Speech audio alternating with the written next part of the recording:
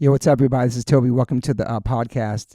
If you're a new listener, welcome. I'm going to give a big shout out to my day ones for the past 6 years, my subscribers, my listeners. I appreciate people who talk about this podcast, who share this podcast, who support this podcast, who write reviews for this podcast. Really appreciate all your support. I've been doing this for 6 years. I've been giving it away for free. So many people ask me why I don't film it, why I don't monetize on YouTube, why don't I charge people for it on Patreon? And their answer is because I don't want to. I love these conversations in my kitchen. I love the honesty. I love that people want to come back for 2 or 3 episodes, the reoccurring guests that I have all the time. I love it. No lights, no cameras. I myself do not like going on podcasts that are being filmed and have lights. I've done it a couple times. I'll probably never do it again. I don't feel like myself in those situations. So I want all my guests to be as comfortable as possible. I do have sponsors. The sponsors keep my shit going. They keep it alive. But I will never interrupt a conversation with an ad in the middle of it. People do that all the time, and I will never interrupt the flow of a conversation. So don't worry about that. But I do have amazing sponsors who I align myself with, who the products that I use on a daily basis. I've turned down so much money for sponsors that want to be part of this podcast with companies I've never tried or didn't align with. I'm very picky about who I have on my sponsors and have on this podcast. That being said, check out the sponsors. Joe, cue up the music. Yo, Rockabilia, one of our sponsors. We have a limited skate deck designed by my brother Dan Smith and Captured Tattoo, celebrating 30 years of our first album, out right now for pre-order between now and May 18th at rockabilia.com. You can go to rockabilia.com right now and use my code OLOC and get 10% off. That's OLOC and get 10% off this limited skate deck. Check out my Instagram for photos of it. We'll be posting in the next couple weeks, so it's live between now and May 18th on rockabilia.com. Thank you, Rockabilia, for the support for this podcast. Thanks for all you do and put out there for all the bands and musicians and artists, all the amazing merchandise you guys make. Stoked to have you guys part of this podcast. Yo, I'm so honored to announce it's only taken us 7 years to get a record label sponsorship. So honored to announce our new partnership with Flat Spot Records. Flat Spot Records was started in Baltimore, Maryland in 2004 by Che Figueroa. Later on, he linked up with my man Ricky Singh from Backtrack, who had a great episode on here with me and Matt Henderson. That's episode 367. You can check that out. I love what this record label is doing, what they represent. They're one of the most influential DIY independent record labels of the 21st century. Hardcore represent to the fullest. So many of the artists are my friends. Also been on this podcast, from Trapped Under Ice to Scowl to End It to Speed to Backtrack. Friends on there like my man Matty Matheson's band Pigpen, amazing hardcore band called Raw Brigade. We got Whispers, we got Misery. It's a true honor to have this partnership with Flat Spot Records. They do a thing called Flat Spot World all around the world. We played the Baltimore one. It was incredible, Disturbing the Peace. But the real incredible news is one of the most hardest working hardcore bands of all time, Terror, just signed to Flat Spot Records. They have a new record coming out April 24th. It's called Still Suffer. They just dropped a single. They just dropped their video. It's incredible. If you had to take one person that represents hardcore to the fullest, that's Scott motherfucking Vogel. Shout out to Vogel, who's on this podcast 3 times. Martine was just on incredible episodes. Thank you, Ricky. Thank you, Che. Thank you, Flat Spot Records. You can go to flatspotrecords.com and use my code OLC and get 20% off anything on the website. That's flatspotrecords.com. Use my code OLC and get 20% off anything on the website.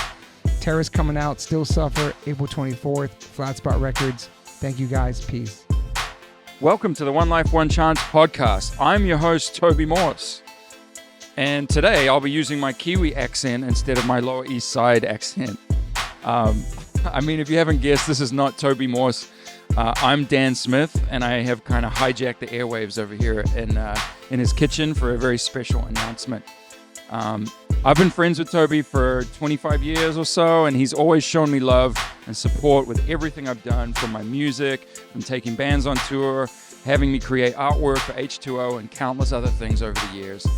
I've filled in for them a couple times on bass and guitar and made memories I could never forget. In exchange, I've tattooed him a million times and might have seen more of his body than Moon has at this point. And today he surprised me and asked me to do my very own read and announce something that I've been working on that will now be a new sponsor of this very podcast. I grew up playing and loving soccer or football, and if music and tattoos didn't get in the way, I'm literally positive I would have been a pro. A couple years ago, me and my friend Kevin decided to start Field Soccer Supply. Field is a soccer-based clothing brand, but mostly Field's an idea. An idea that was created from me being involved in bands and tattooing, etc. for over 25 years and experiencing the crucial, amazing, connecting element of what makes the world go round, community. We kind of exist to elevate the passion for the beautiful game and just connect music, culture, historic moments along the way. So if you've got kids in soccer or you play in an adult league with your mates, you know how it goes. Every season, new uniforms, new fees, new hassles, new everything. Soccer is the biggest sport in the world, but is literally the #1 sport in America that kids actually stop playing. And the main reason is simply just the cost of everything. All those old polyester jerseys end up in a landfill something too, and the love of the game kind of follows soon after. We're going to do something different. We take old uniforms headed for the dump and recycle them. We then use the recycled polyester to create uniforms that any team can love.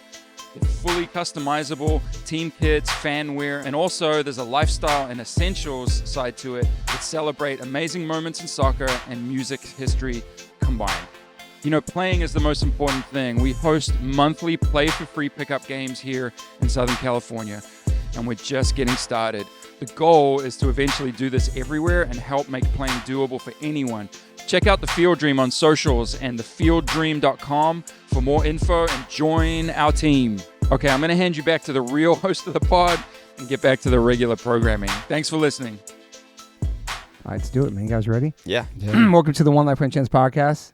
Today I got my brother, Mr. Matt Henderson, next to me, my co-host with the most. You might have known him from some of the songs like Pride and Down by Law. Still legendary Matt Henderson. Thanks for being here. Thank you for having me, my brother. And then back on the podcast, he was on episode 164, Mr. Justice Tripp. Thank you for being here, bro. It's great to be back. And then welcome also my man, Zach. Thanks for being here, bro. Of course, man. Thanks Thanks for for having in me. the fucking house right now. This tour looks like it's going great, man. It's been awesome. Yeah. It's really cool. I see the different bands you have out. You had like Crown of Thorns with you guys, Kim Bust with you guys, Jive Bomb, a bunch of bands, right? Yeah. How long's the tour for Baton, now? How you guys been out for? Just over 3 weeks, and we have almost 3 weeks left. It's a 6-week tour. Yeah. Can I ask a question? Like, you know, these bills, right? It's not the same bands in every city across the country, right? Kind of like rotating lineups. How much of an effort and how conscious have you guys been to really like dial that in? It was a motherfucker planning it. But it was with intent. Like you guys really kind of wanted to do it. For sure. Okay. Like immediately we went into it knowing that nobody wants to tour for 6 weeks. Like in the doing a 6 week long US tour is crazy. It's tough. Yeah. And basically we were like, all right, we should plan this to be just like, again, like a rotating thing. And there's some areas regional. Yeah. And there's some places where we cross over close to another city, and it's important to have something unique at the show that you could also go to in theory. Like if you live in New Jersey, you could go to the Brooklyn show. Right. You That's could cool. go to Syracuse, could go to Baltimore, could go to Philadelphia. So just keeping it fresh, and we just like made a mega list of like all the bands we'd most ideally like to tour with. And I think everybody committed, and then a band had, you know, just like a personal issue where they had to bail. But yeah, getting all of our favorite bands on one tour is tough. I want to give you guys credit for that, because that's like a classy thing to do, I think, in a way, because you're really putting back to the community when you do that. You know what I mean? You're giving other bands opportunities and helping to build this network that we got. I appreciate it. That's cool, man. It's nice seeing Crown of Thorns out there too with him. Oh, I love that. Because I'm a big fan of them and have them on the show. And yeah, that's a dream. That's like I always tell people when I started playing music, my like childhood dream was like, I want to tour with Crown of Thorns, Agnostic Front, Negative Approach, Death Threat. Damn, and you done all that's a good lineup right there. Tour with all Yo, them put already? that package together, could you? Because that's a sick package. Well, yeah, that would be huge. What is it? Negative Approach played with us in. I saw that in Grand Rapids. Grand Rapids, yeah, it's cool. I have not had the fucking chance to see those dudes live yet. Every whole life? Crazy. Dude, they play all the time. I bro. know. You have to Dude, see I it. know. They're great every time too. I gotta commit. That singer's killing it too. Still, I gotta man. He's an commit, old because school I'm cat, a huge fan from my young days when they were, I never caught them. I caught them after they broke up, but still, yeah, 84, 85, I was all in, bro. I think they're somehow. I mean, I've only been seeing them for the last I guess the first time I saw them was maybe 10 years ago. But they're just better. They're so tight. They're nasty though, right? They're nasty, man. It just keeps getting better. Like, and it's like I always say, I want a Negative Approach record. I want a new record. I don't know if they'll do it, but do they hint at it? I could see them doing that, dude. I don't know. I don't think they do. I don't think it's on their radar to make a new that's record, fine. but Yeah, I would love it to happen. They don't seem too pressed about it. I think they just like playing the OG set. I mean, their set is incredible. It's like all bangers. So. Their last record came out in the 80s, maybe? Oh, Holy yeah. shit, Yeah. dude. I mean, they only got a small catalog. Yeah. It's just a EP and Tied Down, ain't it? I don't think there's anything else. Damn. Well, I don't know if you listened to it, but for the listeners, Trapped Under Ice record was kind of written downstairs, and we were talking about the Haley Williams podcast and how meeting you and all that stuff was really nice. You get a lot of love for that. Oh man, just the best. Yeah, you guys did that downstairs. A lot of history downstairs. I don't know if you know that. Yeah. With Chad. I didn't know that. Oh, okay, that makes sense. Yeah, I didn't know yeah. Chad worked with you guys, but okay, Yeah. now I get it. Yeah. I remember Chad had a little pull-up bar down there, and For between sure. writing moments, I'd be doing pull-ups with Max. Oh, really? I Nice. feel like he might have been like, how old would he have been? I feel like he was like 5 or 6. For sure, dude. Is that yeah. Big Kiss That was a Goodnight? bug in here. Yeah, doing Big Kiss Goodnight. So how long of a process was that? We did a lot of writing and like demoing and sending ideas back and forth before we got into the room, and then we did. Sorry, there's some weird bug in here. I'm sorry, man. Sorry. It was like I would say like 2 weeks of pre-production. We like started a couple days in Chad's house, just Chad's, directly underneath it here, Yeah. and then we got a studio space for I think that was like a week of like full live band jamming nonstop. Is that Paul Miner? Paul Miner, That's yeah, awesome. Yeah, Yeah, Orange County. Paul He's a Stone. legend, dude. Miner. he's incredible, man. We were talking about guitar sounds earlier. I'm going to say this on record. Yes, He, out of every recording I've ever done, he has got me by far the best guitar sound on recording. I think he's fucking great. and for context, what we were saying earlier was that is the spiritual embodiment of making rock and roll music. It's like hardcore, especially. It's like just demands great guitar production. Yes. So let's get to Brian McTurnan. Oh, Wow. great Nice guitar segue. producer. Nice segue. Allegate Studios, man. Legendary, Yeah. man. Nice segue. Was that your first time working with him or no? No, he did AD, like Okay. our Pink record. Okay. Oh, he did? Yep, Yeah. yep. Okay. And AD was like a little more on the fly. Like we like went into that attention And a little rougher sound style, right? Yeah. I mean, like a little tougher sound than some of the other. Yeah, I think what I like about Brian is I think he like can take a band with not an identity and give them an identity. You know, Well, because I was just starting to listen to that one a little bit this morning, and I wouldn't have picked up McTurnan as a producer on that. He doesn't have like kind of what I would think are signature sounds of his. Yep. So Yeah. credit to him for kind of just doing you guys in a direction you're trying to go. Yeah, he's very aware culturally of like what he has to offer, like what is That's going cool. on in the world currently, what this music comes from. So going into AD, it was like we had like some really bad demos and we weren't great at performing as a band. We didn't know what we were doing. Like if you listen to the recording before that, it straight up sucks ass, you know? And then he was kind of like, oh, these are the things you're doing and this is the way to make it sound good. And I remember specifically doing AD, everything we did, he was like, that's where I was getting into this mentality of I want to do rock music. I want to I want an acoustic guitar on here. So he let me track acoustic guitars on every song. Oh shit. And then he didn't put that on the recording because he knew that that was not the vibe. And he was right. Like it would have been a mess if that worked. But he like humored me. And then when we got to mixes, he was like, here it is. There's not acoustic guitar and it sounds great, right? And he was right. That's a good approach. It is right? a good I approach. assume you appreciate that more than him just saying, no, we're not going to do that. Oh, absolutely. Yeah. You recording everything live, like a live recording, everything? Like traditional, like band, like I guess each instrument separately. Yeah. He made us speed everything up on AD. It was like no matter what we were doing, he was like, "Hey, I understand you like rock and roll music, but this is what you guys do. Like speed it up." He was right. That's awesome, man. He's got a good studio out there. Yeah, it's ever changing. He's like a very busy guy. He's always like moving things and fixing things and adding new things and. And then when did you guys record this record? How long ago to get finished? For this one, we recorded at the end of 2024. Oh shit! Okay, is that right? Yeah, I think so. It feels crazy saying that out loud, but yeah. Yeah, it was around. I mean, yeah, Nick. Oh, sorry. Whenever like Nick joined the band, right? It's like when we started. Yeah. So end of 2024. Yeah. Sorry, put your face like. No, you're good. You're good. The end of 2024, we like finished everything, and then it was like a conversation of like, all right, do we hurry up and get this out, or do we take time and invest in this album, make 6 music videos? Yeah. Oh, did you? The videos are great. Yeah, man. Thank you. I got to dig into that. There A were lot a of people lot doing of fun to videos make. again too. Visual is so important, man. Yeah. How many bands do that? No more videos. Was that a lot of effort? I mean, I assume to do something that you met your standards. I'm guessing yes. Yeah, the most energy I've put into anything, and wow, I think the team would agree. Yeah. Are you part of the directing too, or? I think we all have like input. But Yeah. With most of the videos were our friend Blaze Cepas, Okay. who is really talented and had a vision, and there's everybody has like a little bit of creative liberty to be like, I don't want to wear a top hat, or like, Yeah. I don't think the top hat was ever actually an option, But something to consider next time, maybe. yeah, straight up. And so obviously you've been doing AngelDust for a long time and Trapped Under Ice. You haven't really seen. Have you seen AngelDust before live? We played together. Where were we? Oh, Somewhere in L.A. We did play with him. Oh yeah, we did play a show in AngelDust. Was it, with you in the- the band? Yeah, was it the Palladium?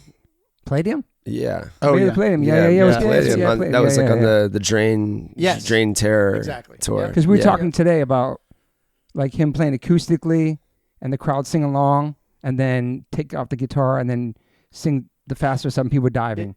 Like that, I love that. Like, And I the do first time too. seeing him at the Roxy, I think I saw that, and it was just like, I love that dynamic. If we could just, you know what I'm saying? I'm fascinated by it because, and this is something I was talking to you about this morning too, right? Is that thinking about, Trapped Under Ice, Yes. and like if you look up the band and you go to Wikipedia, right, and it says, the Trapped Under Ice is, beat down, tough guy, uses all the terms that we all know, right? And I don't think you would look to debate that, but I'm sure you would say, well, we don't really choose that label, whatever. That's kind of the bucket you guys would have fallen in. Mm-hmm. And then AngelDust is it's a different thing for sure. It's rock and roll, pop, everything, yeah. The crowd experience, it can't be the same, yeah. but it's the same people probably on both sides, on stage as well as in the crowd, right? Mm-hmm. So so everyone's coming together, Yeah. but getting a very different experience. But depending. it's also kids that that might fair not to go say? see Trapped Under Ice. So they might just see AngelDust and not really, then they found out about Trapped Under Ice or vice versa, Yeah. correct? Which is interesting. Because you're not doing beat down mosh through and through at an AngelDust show, I don't think. Yeah, there's moments where you can spin kick your buddy. But, Right. It's like a little different of a dynamic. It's interesting. I never thought about it until you were just talking, but it's like, I'm pretty sure the influences are almost identical for Trapped Under Ice and AngelDust. It's just like a different combination, different blend, different dynamic, You get to It is, and for you get sure. you get to show more in AngelDust and like more melodic and different sides. Yeah. Is that correct? I mean, there's like, I remember recording Secrets of the World. I was referencing Prince a lot, and Right. nobody's ever going to hear Right. that record Right. from Trapped Under Ice and be like, oh, you're the Prince influence. And then we were doing Brand New Soul. I was referencing Prince a lot. Yeah. But now it's like, okay, we can use an acoustic guitar. I mean, Little House is like one of my favorite songs, man. Oh, thank Lyrically, like it's just so I don't know. I love that, and the one with Tim Armstrong too. you. Yeah. Like I love when you get your singing bag and all that shit. And it's just like this poppy love songs that like Yeah. it's cool because you get to express yourself in that way, and then Trapped Under Ice is something totally different. Yeah. You release. It's the same kind of release for you and therapeutically for you, I'm sure, but it's just a different way to get it out, I guess, right? Absolutely. Yeah. I love that. I think that kind of sums up like where we're at in the hardcore world in 2026 or whatever. Like for us growing up, we couldn't really do that. I mean, I had Hazen Street later on was totally different than anything our other bands were doing, but it wasn't like in 2 bands, I guess. I don't know. Like he can tour in both if he wants. No, that's It's fucking sick. that sounds like that wouldn't suck. Yeah. But you're still expressing yourself, and you're still the exact same person. That's why you do it. I mean, I feels obvious to me anyway. It's very genuine. This is not like I need 2 bands so I can make No, double the no. money. And like, you know what I mean? I got 2 bands because I have twice as much. I have more than 2. I have more bands in theory, but 2 of them that are really active because my brain would not allow for me just to sit down and not make songs. And I've like done the thing where I go make songs with other people, and then they like take. Brad Havra one time said that songs are like your babies, Sure. And I'm giving, when you write music with other people, you're giving them your babies, Up for and then you adoption. watch them corrupt your babies. Yes. And as again, this is a Brad quote, but they give your babies drugs and abuse your babies, and you're like, shit, man, I want to be the one. I want to be the father of those children. You know? That's a good. I mean, yeah. The reason I fucking am in H2O is because I fucking love playing music and writing music, and that's what it always boils down to for people that I think continue to do what we do, right? To express yourself. Yeah. Be creative and shit. Yeah. Zach, are you a big part of the songwriting too? No. Okay. No, I just I rock. You just rock. Hey man, and that's don't undersell that fucking role. I do like writing songs, but no, I didn't write anything. And how long you been in the band for? Like, when did you join? Just like almost 4 years. Okay. I think, coming on. I think what Zach offers is a lot of like mainly based in performance, which in recording or playing live, performance is really significant. It changes songs, you know? Yeah. But more of the identity in AngelDust like kind of begins with me writing a silly little song. Right. And now we're at a point where it's a team where it's like, all right, here's my silly little song, and the team can make it a band. That's to me such a fucking great role and such a good, like, smart collaborator. You know what I mean? Because look, you got something cooking here, right? You know, and it doesn't come across like you're fucking trying to be a control freak or anything. You're just like, I got these ideas. They keep coming out. Yeah. They're ideas that other smart and creative people are going to want to work with you on. Yeah. And the product becomes something cool.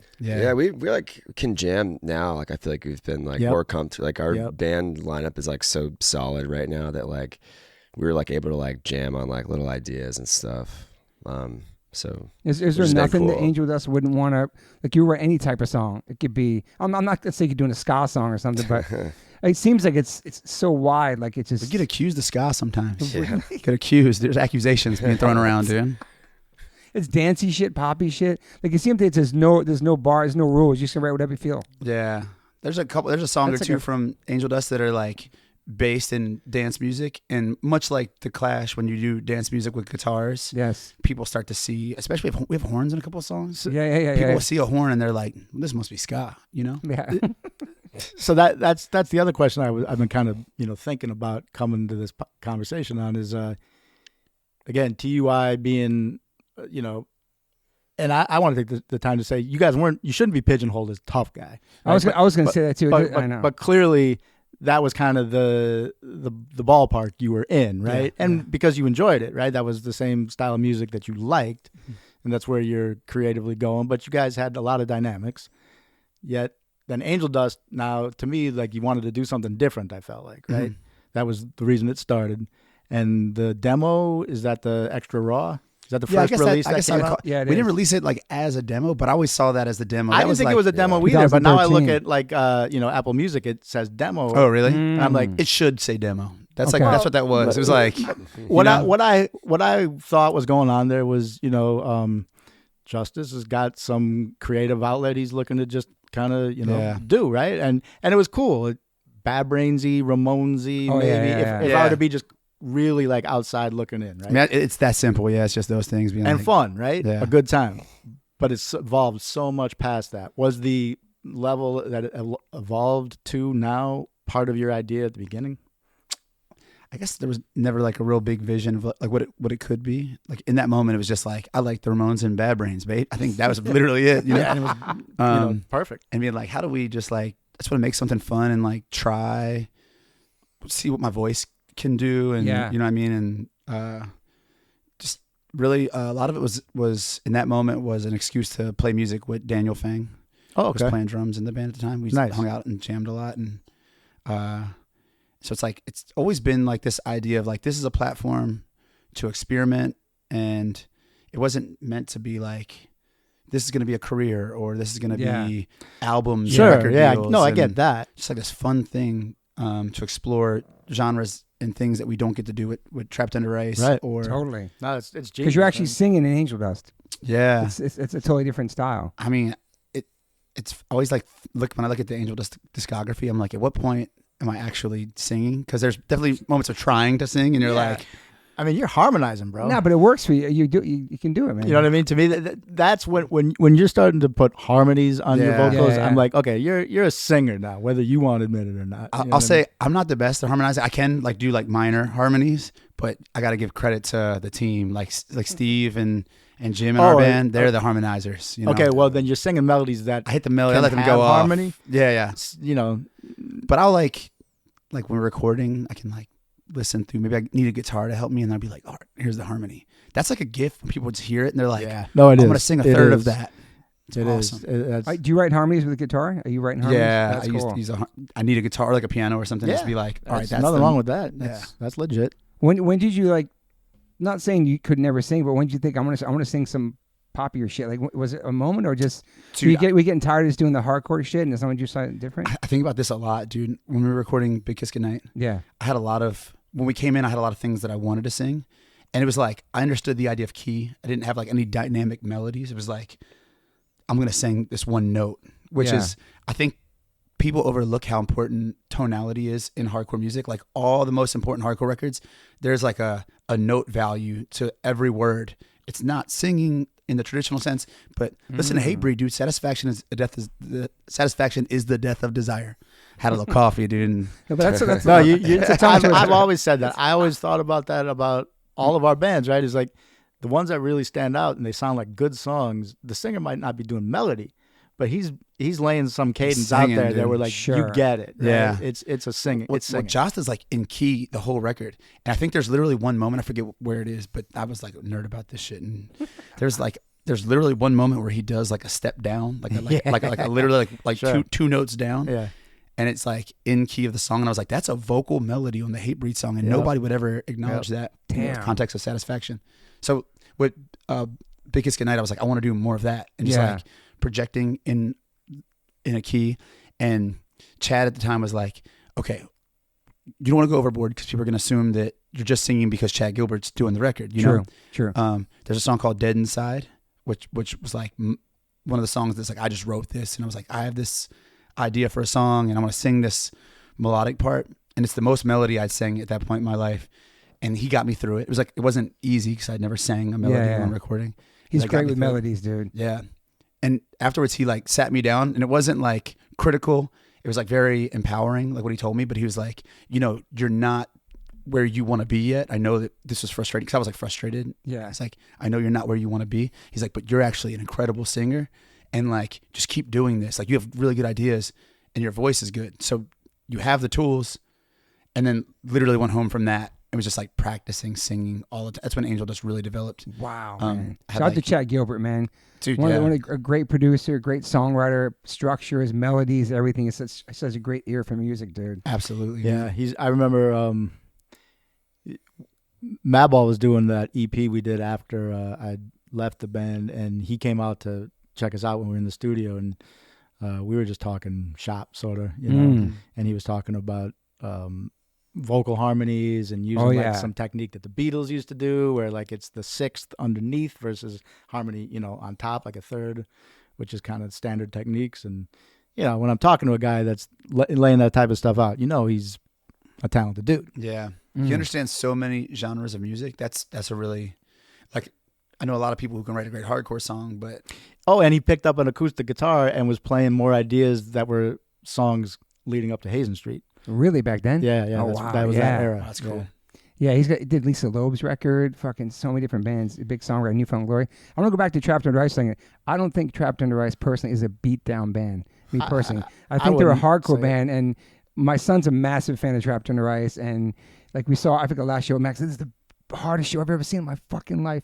And when I think about my son and his age, and then the generation of people who have Trapped Under Ice, to me, it's a perfect mesh of Crown of Thorns and Madball. To me, for this generation, I feel like this is their Madball, Crown of Thorns. To me personally, and that's just hardcore to me. That's in my opinion. To me, it's a band that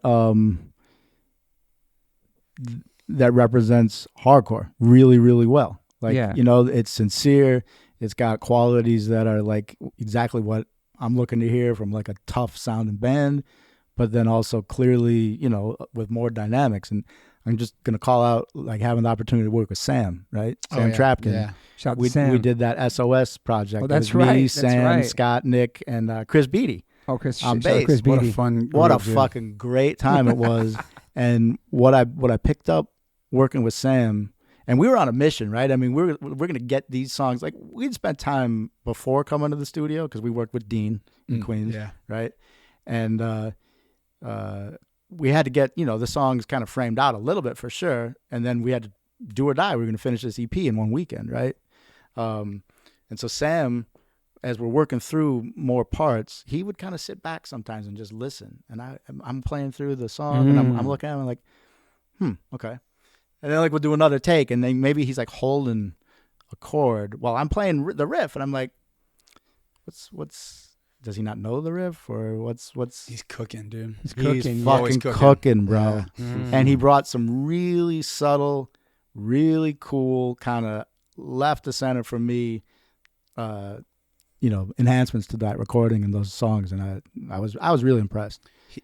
So that's part of Trapped Under Ice for sure, to a large degree, right? He's one of the most advanced musicians I've ever met, and it's funny, he would never give himself that kind of credit, and he's such a fan of everything. Like, that's the other thing I pick up on. He knows where his influences, inspirations come from, and he's got no problem saying it, and he just crafts them real well. He's big into metal too. Yeah, I had a long talk to him about metal recently. He had a thing kind of recently where he told me this, and it was really inspiring to me. He was like, I'm over pretending I'm not like in love with like people who do this and like this music, and like I have no shame of if you made something that's important to me.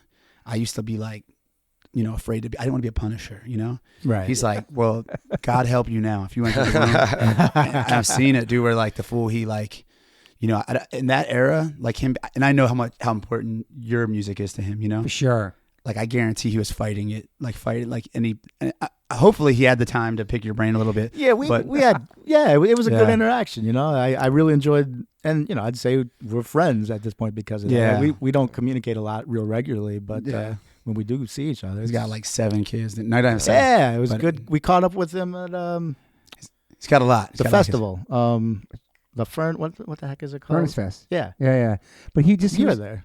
Yeah, and after your show out here last time, he pulled up to my crib and hung out with me and Derek, and he was just really in depth with Derek talking about Sepultura and all their songs, and like that's when I realized he was like a super fan of metal. Yeah. Sepultura is a big tool in his toolbox, I guess. Yeah, and Derek was stoked. He had no idea he fucking knew anything about his band. Like, it's cool. He's got his podcast too, his dad podcast. Yeah. So the new record, man, Cold to Touch. Jesus Head, one of my favorites. Man on Fire, the title track. I love the singing stuff, the melodic stuff we do, and it's just the rock songs. Yeah, man, the rock songs, just like rock those are and really roll. the 2 songs you mentioned are really fun to play. Really fun, yeah. So you playing the whole record live too right now? Played most of everything. I think we know how to play almost every song on it, but we've been switching up the set list a lot on this tour. You change up every night. That's got to keep it fun, right? Yeah, sure. Like I think we could pretty much play everything on there, but we switch it up like. So you guys are dialed in right now. That's you feel that when it happens because it's not always the case, right? Yeah. This is the first experience of my life where the band's been playing enough together to where we can just, hey, let's play this song and this song on the record tonight, and then let's move these songs over to here. We like change the set every night. Every night. Yeah. Who's in charge of the set list? Well, Jim, I think Jim's kind of the final boss because he's tour managing and he's the one who'll print it. And if I say something crazy, he'll be like, I'm going to give you a different set list than what you're talking about. Can you call it on the fly too, though? Does that happen? We've been doing that. Yeah. You skip things at night? You skip. I don't feel like doing that. You just run through all the songs. Sometimes or no? There's been a couple of times when I've skipped something because I'm just dumb and I call it the wrong song, and then I see them looking at each other and I'm like, I just skipped some. I know it. Yeah. Or if like an emergency, if someone like shits their pants on stage, we might cut a song or two. They might cut a song or something. Got to look out for each other, Every single night on stage when somebody shits their pants, we have to cut something. We'll cut a song or two if that happens. This is an ongoing thing with shitting your pants on stage. I thought I was on the band that only did that. That's crazy, dude. Nah, it's been gotta be at least months since somebody shit their pants on stage, dude. But the response to the record's been great. Yeah. It's been very encouraging. Do you feel like every record for you guys has been an upstream with everything? I feel like that's what I'm seeing. Crowds and tours and everything. Yeah, it's interesting because it's like, there was a time when we shared the lineup with the Turnstile members, and there wasn't a team like what we have now that's like committed to doing and I love that piece of the legacy. I love the Turnstile part. Sure. Like, love those guys. Obviously, like as a band and like having goals as a band, you want this now. And Yeah. I think that people know that this is the AngelDust lineup, and there was a cool moment where these other guys got to be part of it, you know, and we got to have them be a part of it. But it's like, yeah, the lineup's locked in. It feels good. As far as like the songs we've been playing live, I've been pleasantly surprised by some of the more rock songs. The people that are reacting to it. Yeah. I was like, these are songs that we want to do because, you know, I love hardcore music, but I've been doing this my whole life, and I need to do something. I gotta throw some variation in there sometimes, and I feel like some of those songs hit harder, and it's cool. I think people appreciate that about it too, Well, because you're gonna get something like that. It's different, you know. I mean, that's what you're putting out on recording. Yeah. That's what people are probably coming to see. for sure. And when your band is as locked in as what I'm hearing you saying, and I relate to it because that's what I say about this band right now. Mm-hmm. I could get into that, but I ain't gonna. What did you say before that? What did you say? I'm About just new saying, songs. I know what it means to feel locked in as a band. Oh yeah. You know what I mean? Yeah, like, there's a yeah. difference playing with people, and we're playing the song together, and it's cool, and it sounds like the song, versus like being locked in, and everybody in the band feels it at the same time. Being a machine. Yeah. Not everybody in the band, everybody in the room. Exactly. You know what I'm saying? Like, you sense it. It's like not even like you hear it. That's right. You sense it. Yep. And I'm just saying, I feel that with the group of musicians that make up our band right now. I mean, yeah, it's thanks to and Max. So thank you guys both. Well, it's it's a the brand whole new thing. dynamic. It's the songs. It's the musicians doing the songs and understanding how those songs should sound when you play together. Can we talk about new H2O music? Can we switch sides of the... Dude, did you guys talk before you got here? He's been sending me songs for a couple months, man. He's on some shit right now. I'm really... Can I play you some songs after this? Dude, I would love It's been that. 15. Okay. It's 15 I'm years, man. I'm gonna play some songs for you after this. Let me ask Straight you up. long this. time. Do you feel like... are you trying more to serve the audience of the H2O fan, or are you trying to express yourself through the vehicle that's H2O? I could. It's a great question. I could explain this to you in the most articulate way possible because I think about it very deeply.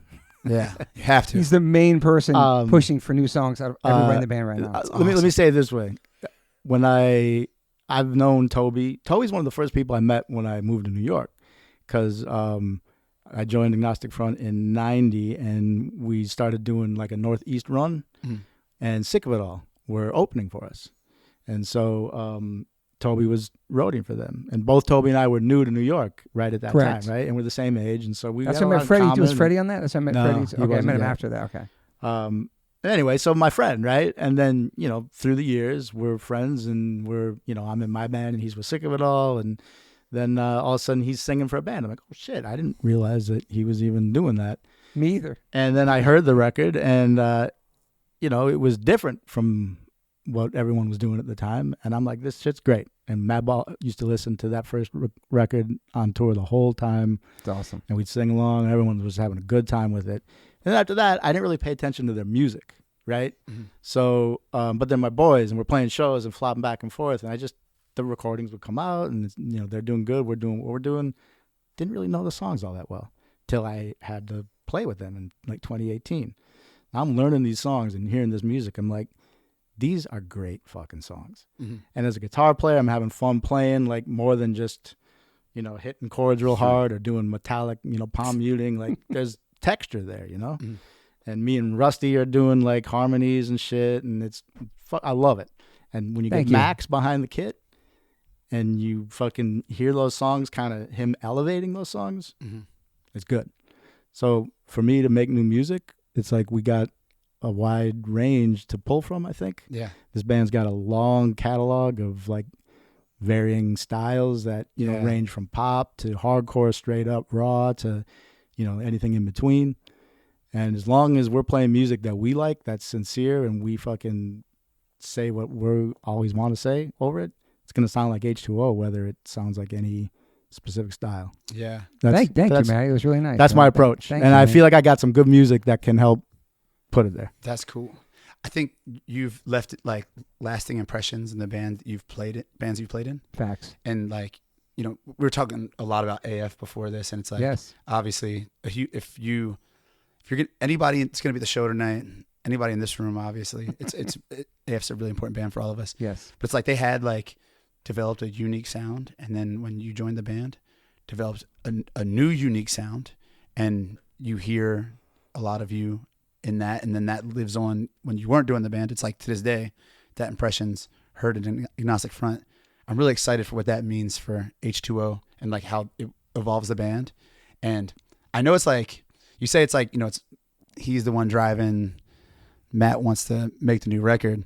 It's like, I'm a big fan of bands with a legacy making new music and building off of their legacy. Like, and I think that you're a band of players that are connected to culture that could make a great record that sounds like nothing you've done before, but also everything you've done at the same time. That is exactly the way I think about it. That you hit the nail on the head. That is, if I hadn't, everything I just said to you, you just summarized perfectly. Nice. Yeah. Thank you, man. Thank you both. I had that in my head. That was it. That was it. I just get nervous about it because I'm like, I don't want to force anything. Nope, I don't want to make something, but I want to make something from my whatever that word, something that you're playing on and my son's playing on, and something recording with my son on drums together is a beautiful thing I could put out into the world for sure. You have to want to create some music and write some songs. For sure. Yeah. And if that's not something you just feel that it's something you want to focus on right now, or you don't have the time for, or any of those things, that's understandable, man. And it's funny how this conversation's changing. No, I really love it. But I'm glad that I think it's a good conversation, right? Yeah, Chad actually hit me up recently about it, to be honest. No way. Yeah.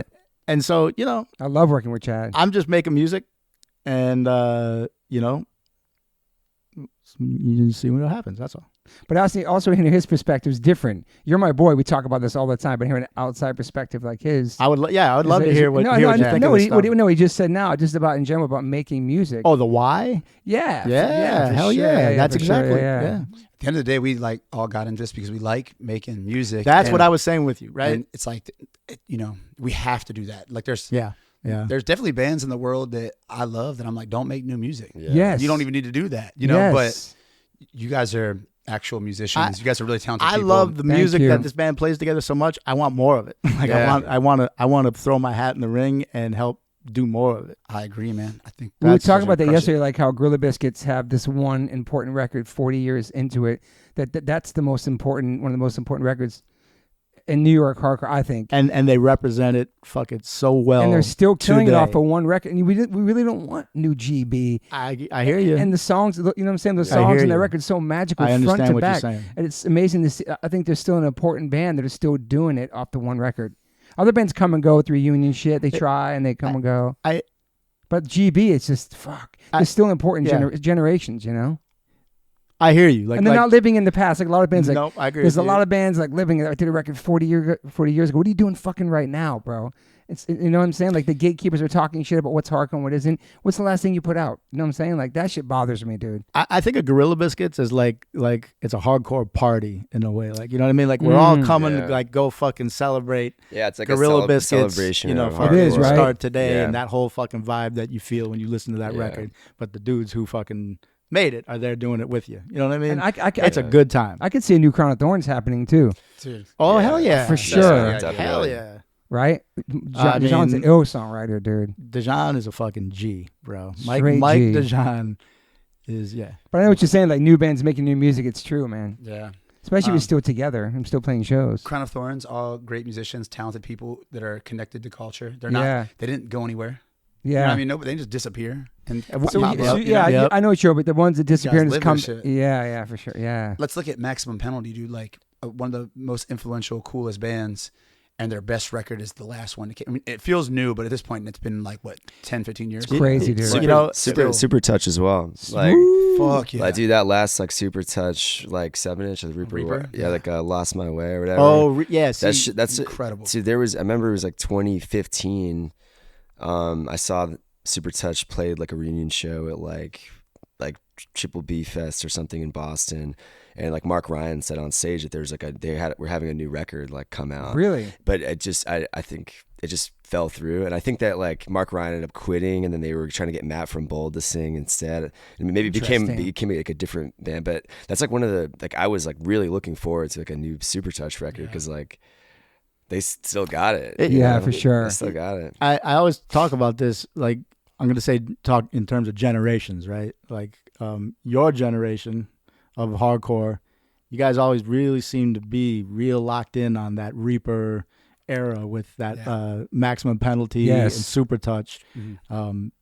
Because always had love in New York, right? But I didn't think those two bands necessarily hit very hard outside of the Northeast region. And then like your generation came along and those releases came out. Earth is Flat is like one of my favorite records of it's dope. Damn, that's awesome. Yeah. You see them when they played recently? They did that song live recently or something with Chaka?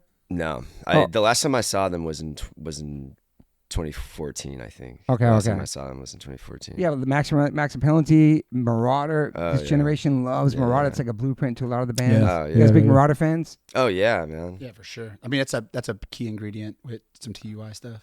Really? Some guitar stuff, yeah. Master Killer record? Yeah, I think there's like little moments where you can really hear Sam doing that on guitar. And sometimes I'm like, hey, do the Marauder thing, dude. I like that. He does it well. You know what I mean? There's definitely people who imitate Marauder. And there's Sam's the kind of guy who absorbs the spiritual nature of it, and then he takes it and makes it something new. I love the end it covered Max and Penalty. That was amazing, man. Fucking awesome. Killed it. Yeah, they did it. Now they're really turning well. on to so many people to that band. They probably think it's their song, you know? Yeah. Just like when Drain did Descendant song too. I think it's cool when people do the cover shit. Yeah. Did you guys ever do covers, like cover albums or no? Not recording. We like cover songs live. It'd be interesting what kind of covers you would do because you have such a... Right now, we've been doing Death Threat on this tour. Oh, shit. Have you really? Nice. Yeah. Oh, shit. Shout out to Death Threat. I was telling my son the other day that they're my new favorite old band. Really? Because in the same way, like I talk about, your music, right? The H2O music. I mean, Aaron, Connecticut, Death Threat, like just, these are guys I know. Like if I go to Connecticut to a show, I'm going to see them, and it's all love. And I know they play and they open for us sometimes or whatever. And then I see, like, they go obviously beyond opening for my bands, and they're fully established and killing it. And then I start.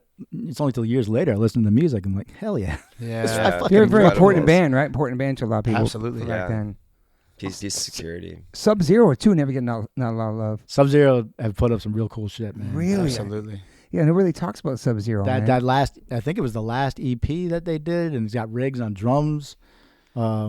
Riggs. It's very cool. I think for me, I got into Sub-Zero a little later because it was like less accessible to me when I was a kid. Yeah. Like Death Threat kind of played Baltimore a little bit when I was a kid, and like probably Sub-Zero did too. I just wasn't there for it, but I always say that Death Threat was like the band that was nice to me when I was a little kid. It was like See, that's important, dude. Yeah. A couple of my friends, we like didn't have like a lot of friends. We like little weird kids with skateboards, and those dudes were nice to us, and that's all it took for us to be like, that first lasting impression, man. It's so important, man, especially in the music world, man.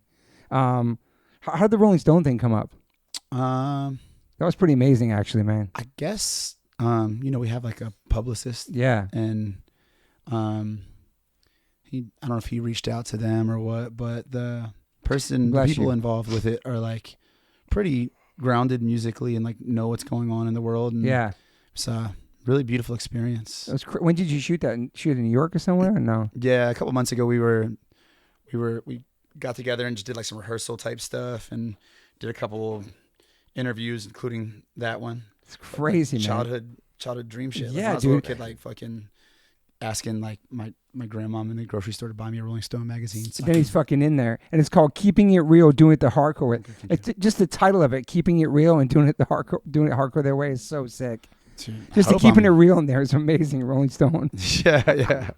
I hope I'm doing it the hardcore way or the real way, one or the other, or both. You're doing it your way, which is you're being 100%, true to yourself, which is hardcore. Yeah. To me, you know what I mean? Yeah, 100. Yeah, I mean, fuck it. It's you're doing what you're doing, and people are interested. That's it. Yeah, you know what I mean. And you guys have it's fucking. So would there be new Trapped Under Ice someday or no? Yeah, we've been cooking. Really? We've been cooking for a long time. We're slow cookers. Is Brendan always a part of it? So if TUI is going to play, it's assumed that it's on his schedule too. So we always plan for Brendan, and we've had a couple scenarios where he couldn't do it, and it's Derek Daniel, who's like a sixth member of the band. Okay. Yeah. He's a great drummer.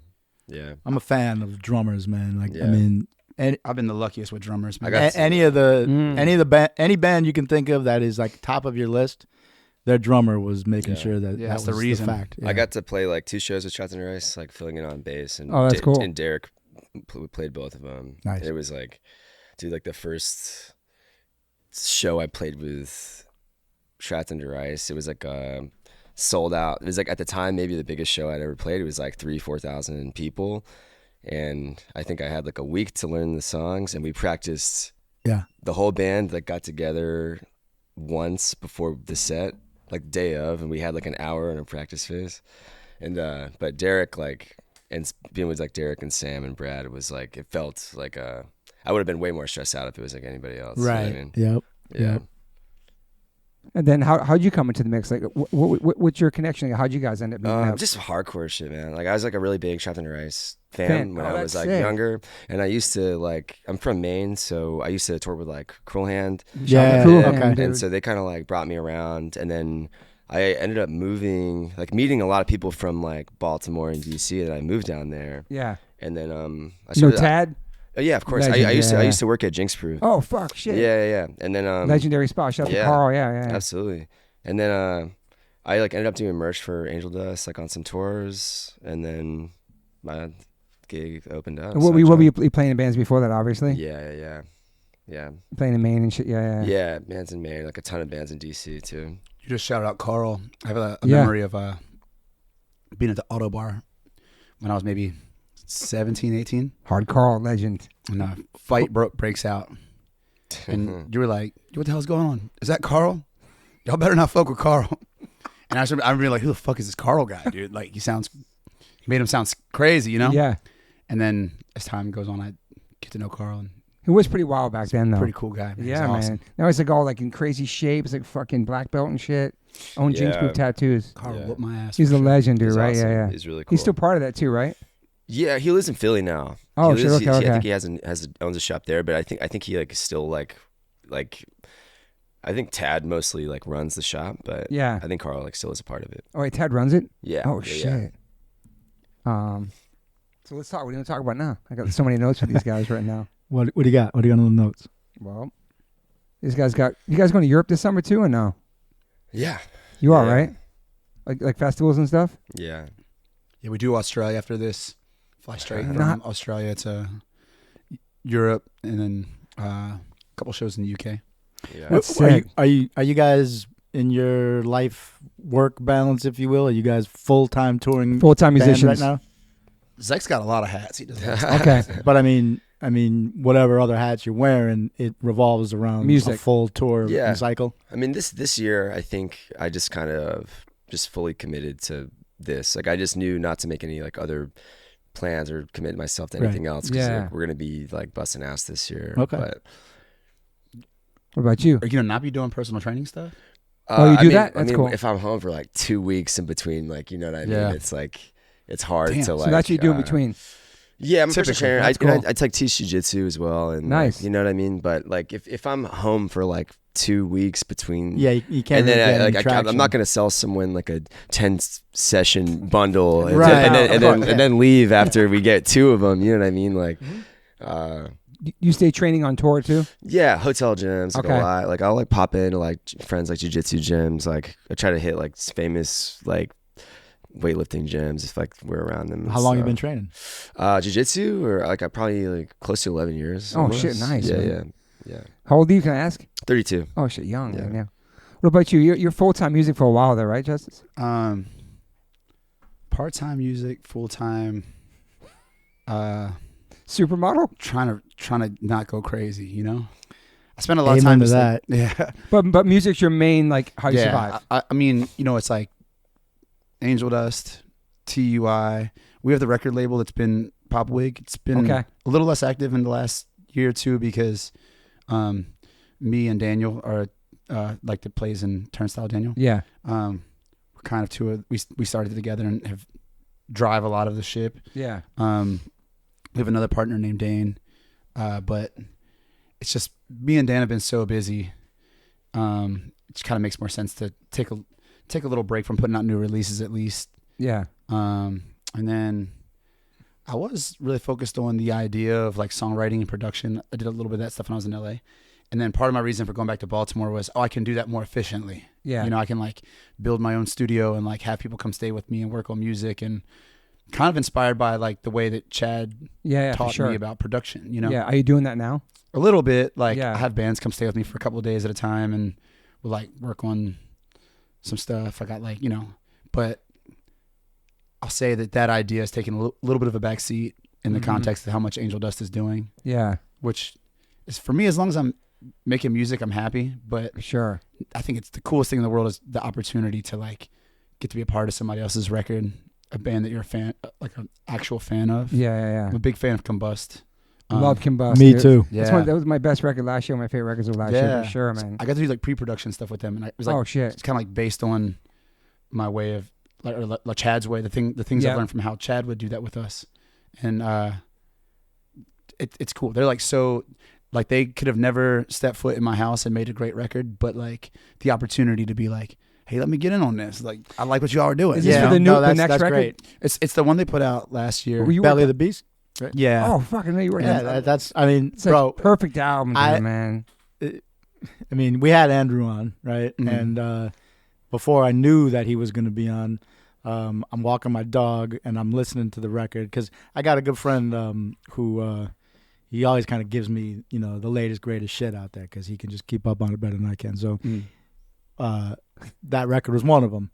And I'm like, all right, I'll get to it and I'll check it out. I'm walking my dogs one night. I got my earbuds in. I'm like, did I just hear that motherfucker say in the belly of the beast? Yeah, that's a genius. I'm like, this dude's got something to say. Yeah, you know what I mean? Like, he's so New York, dude. I'm like, so now I'm dialed in.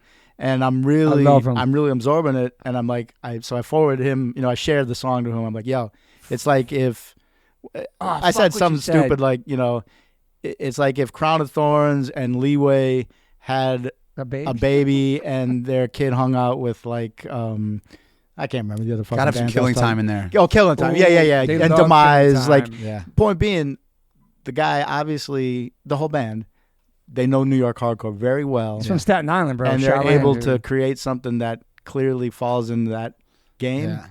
But making it new in theirs, too. But it doesn't sound like they're imitating. It's like a time capsule in a sense, but it's their style of New York hardcore. It's dope. And he reps it so he loves that shit, bro. I feel like they've done a great job of representing New York hardcore. Yes. And I'm really eager for what, in theory, I'm supposed to work on new music with them. And again, they're writing, like they're very capable.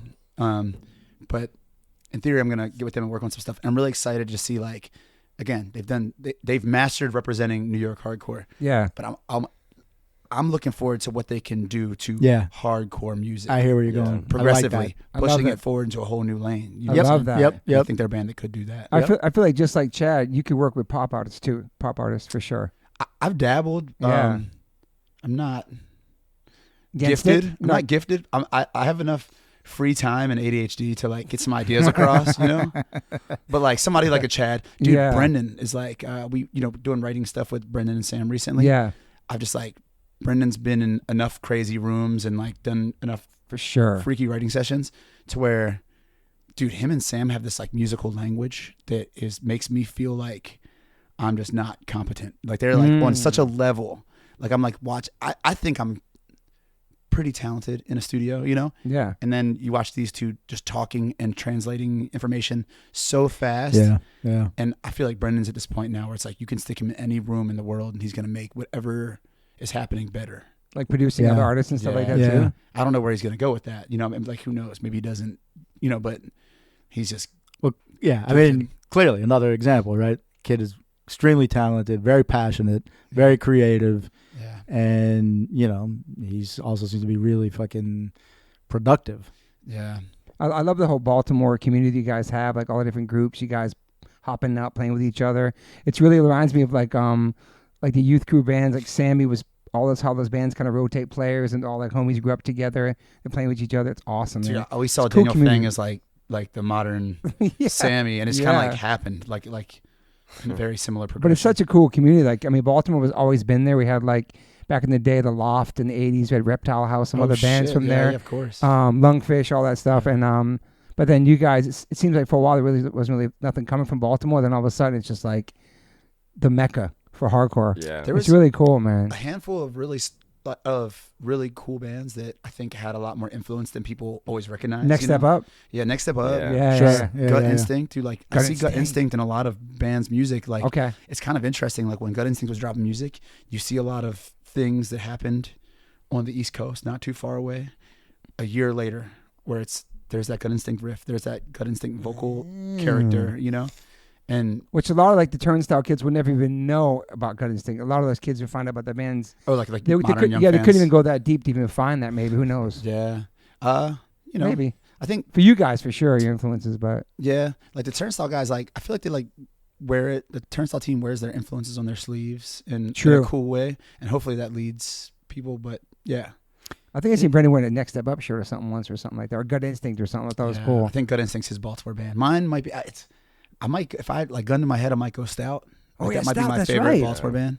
Those bands are kind of hard back in the day when we used to go to shows, man. Those bands. Yeah. I mean, I gotta admit, I don't know the bands real well, but Next Step Up, is that what you were saying? Yeah. Like, I mean, I know the name. I know that's a Baltimore band. I know like they're like, that's the hometown hero thing from them. Hard. I just don't know the music real well. The singer's name was Junior. What was the singer's name? JR. And Baltimore just kind of, I mean, from the 80s to now, right? You kind of just know that's like a fucking tough town. And, sure, dude. Some just quality shit comes from it. You know? Also, shout out JR in the context of in the way that like Death Threat was nice to me when I was a kid. Like we all knew that JR was like cool and scary, and he was just like nice to us when we were little kids. I had a funny moment where when we were little kids, we were bad and we would steal purses and shit and just rob things. And we found a purse at the bar. When I say we found a purse, we took a purse from the bar, and somebody grabbed a purse or whatever and stick it on their table. And I know the deal, and I put it on my legs, and then I see JR like looking around, and I was like, "Oh shit, man! I hope that guy doesn't have anything to do with this purse." Yeah, like that's purse or something. Yeah, comes by, he's like, "Fellas, you guys see a purse by any chance?" And I was like, "Oh yeah, no doubt. I found this under the table, and I just want to keep it safe, You tell him that story years later. I don't know if I've ever even told him that. Oh, so shit. I'll give him a heads up and tell him I'll send him a link to this. But he's the kind of guy who's just cool and always commanded respect. So man. Go ahead and hand that purse up before you get slapped up.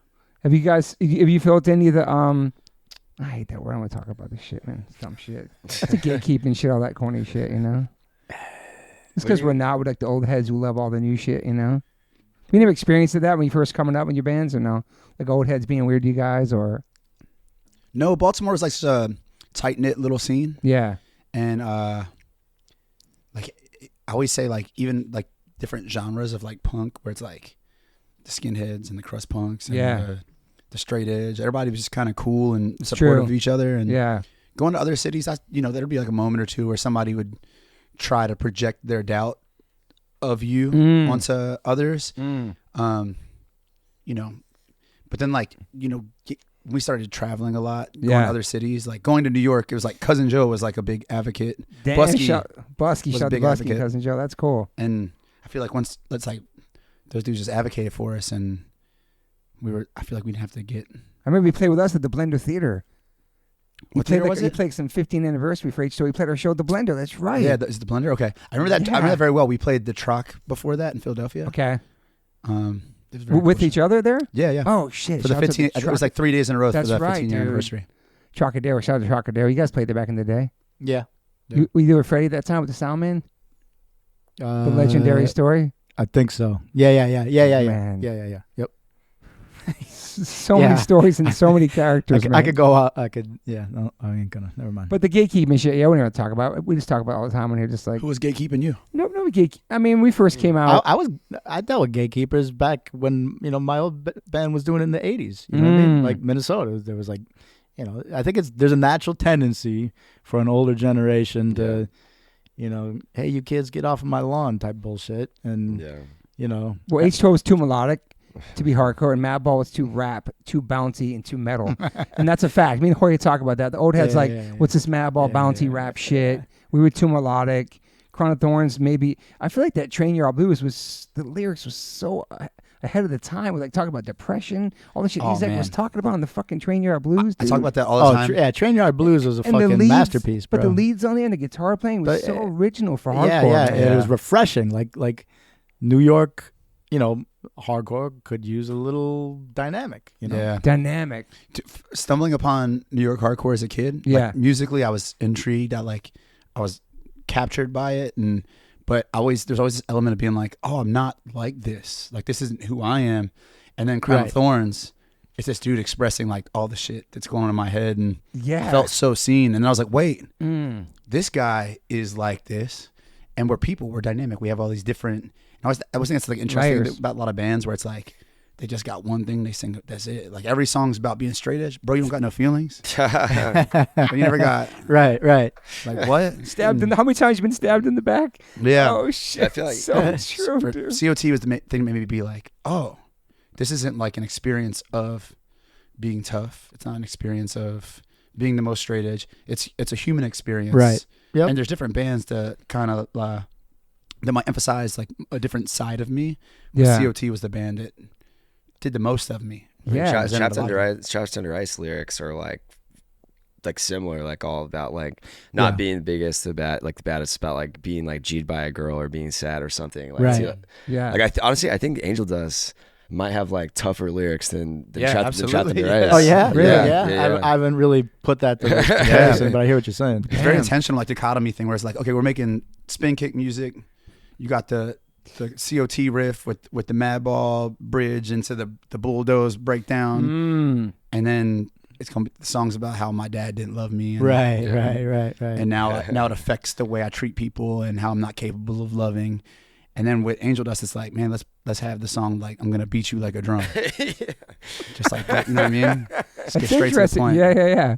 That's what you expect from the other band. That's crazy. So I'm saying it's like this. It's all the same music. It's No, just it's great. like Yeah. It's just great. a shift of It's where we're great. taken from. Yeah, I think it's That's why it's crazy to me. Like fools get really hung up on this, like what is and what isn't hardcore. Thing, Yes. you know. And we've had that where people are like, you know, it's funny. Maybe this is. I didn't experience gatekeeping as a child. Yeah. And now it's like modern time. Like in the last like 10 years, I've had like a couple internet nerds be like, "This is not hardcore," Right. or "This, you know, what I mean, this is this," or "this," and it's just shut up. Like you have no, Exactly. you literally don't know what the fuck you're talking about. But Yeah. you know, I always save that argument. Just let people talk. Just like, is this hardcore? Let you guys talk, and you can be wrong. It is. I know what it is. I don't have to. It's such an interesting thing too. I mean, I'll challenge you though, right? I mean, I believe you. You know what it is. Mm-hmm. I'm not going to question that in any way, shape, or form. But I'm going to question your ability to define it. So I have a definition that I think a lot about, and I think it's like a 3-part system of authenticity. Yeah. Okay. Authenticity. Love that. It's one of the few genres Yes. that demands authenticity. Facts. So I think that's a bigger conversation. What like how I define authenticity. Yeah. Because you can make pop music that nobody has to believe that you believe. Like I don't believe. Like I like Sabrina Carpenter. This isn't like a jab. I don't believe that she believes it, and I don't have to believe it. She just has to sing her little song, and I fucking like that shit. She's good what she does. Yeah. Some guy named Billy wrote it in a fucking studio in LA. I've probably been in a session with him and couldn't fucking stand his ass. Do you know what I'm saying? Like you get in those writing sessions, they're the worst people. Not always. I have great friends. Oh but man, I'd love to talk more about this. most of the room's fucking annoying losers who like just. Is there a lot of people in those rooms, different writers on one song? There is. I've been in a room with me and one other guy, and I've been in a room with 10 people. Okay. I mean, are they trying to sell you something on some level? Is there that aspect to it? I think they're trying to find the thing to sell. That's what I'm saying. And they're trying to get it from you. They're like, oh, nobody's there because I'm not there a lot of times. It Because just seems like it would feel a little dirty, kind of. Yeah. On some level. I don't think people are seeing me and saying, oh, this guy is a talented songwriter. They're like, oh, he has a certain thing. It's hardcore. Yell, scream. All right, what can we do with that? How can we interject his value into this song? And it gets a little condescending and not respectful of the art, you know? Yeah. But Sabrina Carpenter, like, you don't have to understand or agree with the lyrics. You like the music, how it makes you feel. You like, it's catchy, right? Same with Billie Eilish. Like, I can't really tell lyrics. She's way younger, but I love her songs. They're catchy. They make me feel a certain way, emotion. You know what I'm saying? Like, it's like, it's not supposed to be so deep. Some of Billie Eilish, I feel like is really authentic. I don't know. Absolutely. Her and her brother, dude. I feel like there's something like they might have dabbled in the punk rock arts at some point. For sure. They know something. I mean, their ethics, the way they are about the environment, the animals, everything, they're so punk to me. Yeah. What they talk about politically on their platforms, all that shit, like, they don't give a fuck. In that sense. And yeah, I heard her brother write songs in their fucking bedroom, dude. Yeah. They changed the game with that shit. So we got authenticity with hardcore, energy. Mm. So you're taking something authentic and you're using it to drive people to jump off the stage. And and energy, it can mean a lot of things. You can go to the Youth of Today show and it's going to be kids with hoodies and they'll be jumping off the stage, catching each other. You can be you can see Fatal Realm and motherfuckers are gonna be blasting each other in the face, dude. It's like murdering each other. Is this crazy? You know? Yeah, Okay. dude. I think that's the band right now that people They're die. Where they from? So violent, man. Really? Hudson Valley? Yeah. Hudson Valley Hardcore represent. Yeah. J Mindforce, man. Wait, Yeah, what's the name of the Okay. band? Fatal Realm. Fatal Realm. It's a hard name. And then, so it's like, again, energy, authenticity, and the other thing is creation. You can't just keep reliving the same thing and be hardcore. I truly think it's like, because who told us, who gave us the guidelines for this? The Bad Brains, authentic, Rasta. Like we're gonna everything we are, we're gonna put this on here. It's gonna be us, unapologetically, 100% demand of authenticity. What's the energy gonna be? I'm gonna do a backflip. People are gonna be doing the weirdest shit. Like, look at 1982 CBGB's Bad Brain set. It was video, dude. Nobody knows what to do yet, but we're gonna figure it out, and energy's just happening. We don't have an outlet for this energy yet. This situation demands energy. I'm gonna skank on stage dive. Somebody's planking on top of the crowd while they're being passed around. It's weird shit, bro. Like, fools just throwing drinks. I like the one fool who makes the knuckle sandwich and he's like shaking it at you like punk ass kids. That was one back then like that. Yeah. Good vibe. Like, that was just, That's motherfuckers didn't know how to mosh yet. They were like, we gonna wave the fist at you. And then you have creation. They created something new. And I think that's what we demand from hardcore every time. So we look at modern time, and what's a lot of people's reference for what hardcore is, turnstile. Okay, well, it's authentic. I can bet my life on that. Like, I know what everybody's come from and what's gone into this music and what came out of it. It's authentic. It's as authentic as fucking Bad Brains, CBGB's 1982. What's the energy? Higher than any band on that level. There's no band you can see in a space as big as Turnstile where people are still behaving like they just like a fucking prison riot. Right. Facts. Right. Facts. Right. And then the other thing is creation. You're going to tell me that band's not creating anything new? That's what the Bad Brains is. They're just doing, it's the same thing. So we'd be like, oh, well, it's not hard. You can't redefine hardcore, bro. It's a genre of music that has been defined, I think, by those things for a long time. And all the bands we love, we're talking about Agnostic Front, Negative Approach. It's all those things. So I agree with you 100% on everything you said. I still find the gap, though, in defining what it sounds like. Yeah, that's I think we have to agree. You can't. Yeah. You simply can't. But you just know it because all those other characteristics you just mentioned come out through hearing it.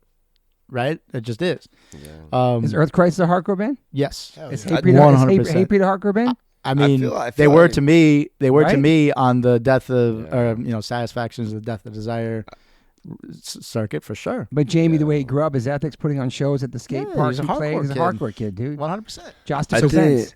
Oh, sorry. I think that like hardcore is like a subculture before like a genre. Yeah. And I feel like you can't really like, it's like you can't really just, to me, like be in it like a little bit, you know what I mean? And like, and for a band, like if a band is like in our world, in our subculture, then like you are a hardcore band, you know what I mean? But also if someone who doesn't know any of my friends or something makes a band and they try to sound like a hardcore band, like I'm probably not going to fuck with it, man. Like, you know what I'm saying? Well, like you don't feel an attachment to it. Yeah. There's a lack of, connection there. It just is. It's or you something feel it that's more real, than you can hear it. Something's right? real or forced too, Yeah. Yeah. And the internet's kind of not to blame for like all the shit that went viral during the past couple of years, like the crowd killing videos, just the different videos of people diving and moshing, and then when you go to those shows, you think, oh, I can just do that, but no, there's like there's community there, there's locals, there's people not to fuck with, there's people not to hit. You know what I'm saying? There's people that are like part of this world that's like,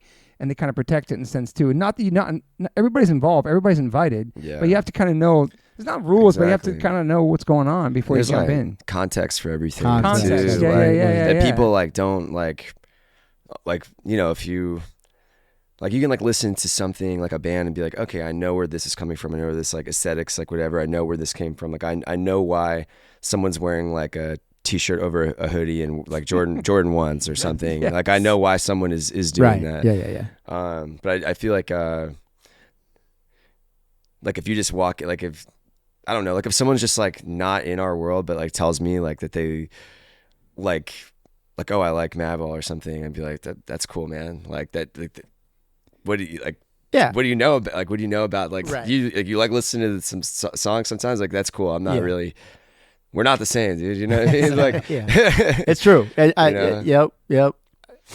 I mean, I hate saying the word lifestyle too, but it's just, it I don't is. know. Well, here I know what I was Yeah. going to say is like, as much as you got like, it's the question is the guy who's saying that's not hardcore. Oh, okay, Mr. fucking Hardcore Authority. What are your credentials? Let's make sure we understand why you are going to tell us what is and isn't hardcore, right? Yeah. And then chances are the dude's probably not going to be anybody of any like significance in the culture. He's going to be somebody online. Yeah. And even if you are significant within the culture, let's say, you know, okay, then what is hardcore? Let me hear you define it and tell me why you're saying it's not. And you can't do it. Yeah. Have you wrote a song? Have you through slept characteristics and spirit, right? Yeah. There's a spirit there. That's the word I like to use. Yeah. There is a spirit there that you is either there or it isn't, and you feel it when it's there, and you don't when it's not. I think what Zach said about subculture versus genre touches on that, and that's like where the spirit lives. It lives in subculture, and that's where hardcore lives.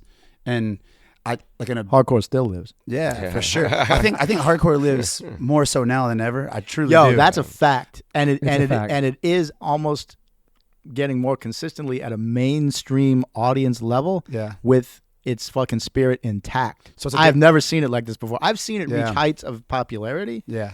But it came by way of fashion and sort of, you know, dilution. Yeah. Right now it's legit, and it's not only the performers, but the people that are in the industry helping the industry. Oh yeah, absolutely. You're right. Right? I mean, hardcore has infiltrated the industry to the Vitalos, Ricky Singh, these guys are fucking backtracked. Right? So we have a record label behind us of people who grew up on hardcore, and they have, in my opinion, one of the most successful, coolest, like DIY labels that exist and run for cover. Yeah, and it's where are they based out of?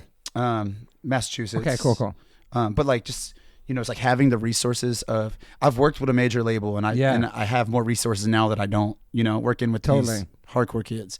And even within the context of the major label, Roadrunner, for example, they work with Turnstile, and I've worked with those people, and it's like, shout out to the people there who grew up on hardcore music, and they understand this thing that we're talking about, the difference between genre and subculture, you know, and they're trying to curate and nurture subculture. And I don't think there's anything wrong with putting subculture in front of people. I don't think there's anything wrong with putting hardcore in front of people. I always kind of use the expression of like soul, I guess. So like you get blues music, you have people coming out of time-wise, coming out of the civil rights movement. Well, even before that, slave music. Blues, a broken black man with a guitar expressing himself in a way that's so authentic. Soul. Soul music. And it's cultural. It's like such a cultural thing. It's not a genre. That wasn't a genre yet, you know? And then what happens is somebody upstairs with a lot of money says, how do we package this into a genre? We sell this, we exploit it, and then it kills that thing, and then that thing evolves. And then you see, you know, and, you know, there's people who are always true to that and will always carry that with them, like, you know, that genre of music. But like, so blues turns into rock and roll music. Once that gets exploited, what's the avenue? Like, you know, rock and roll is dead, quote unquote.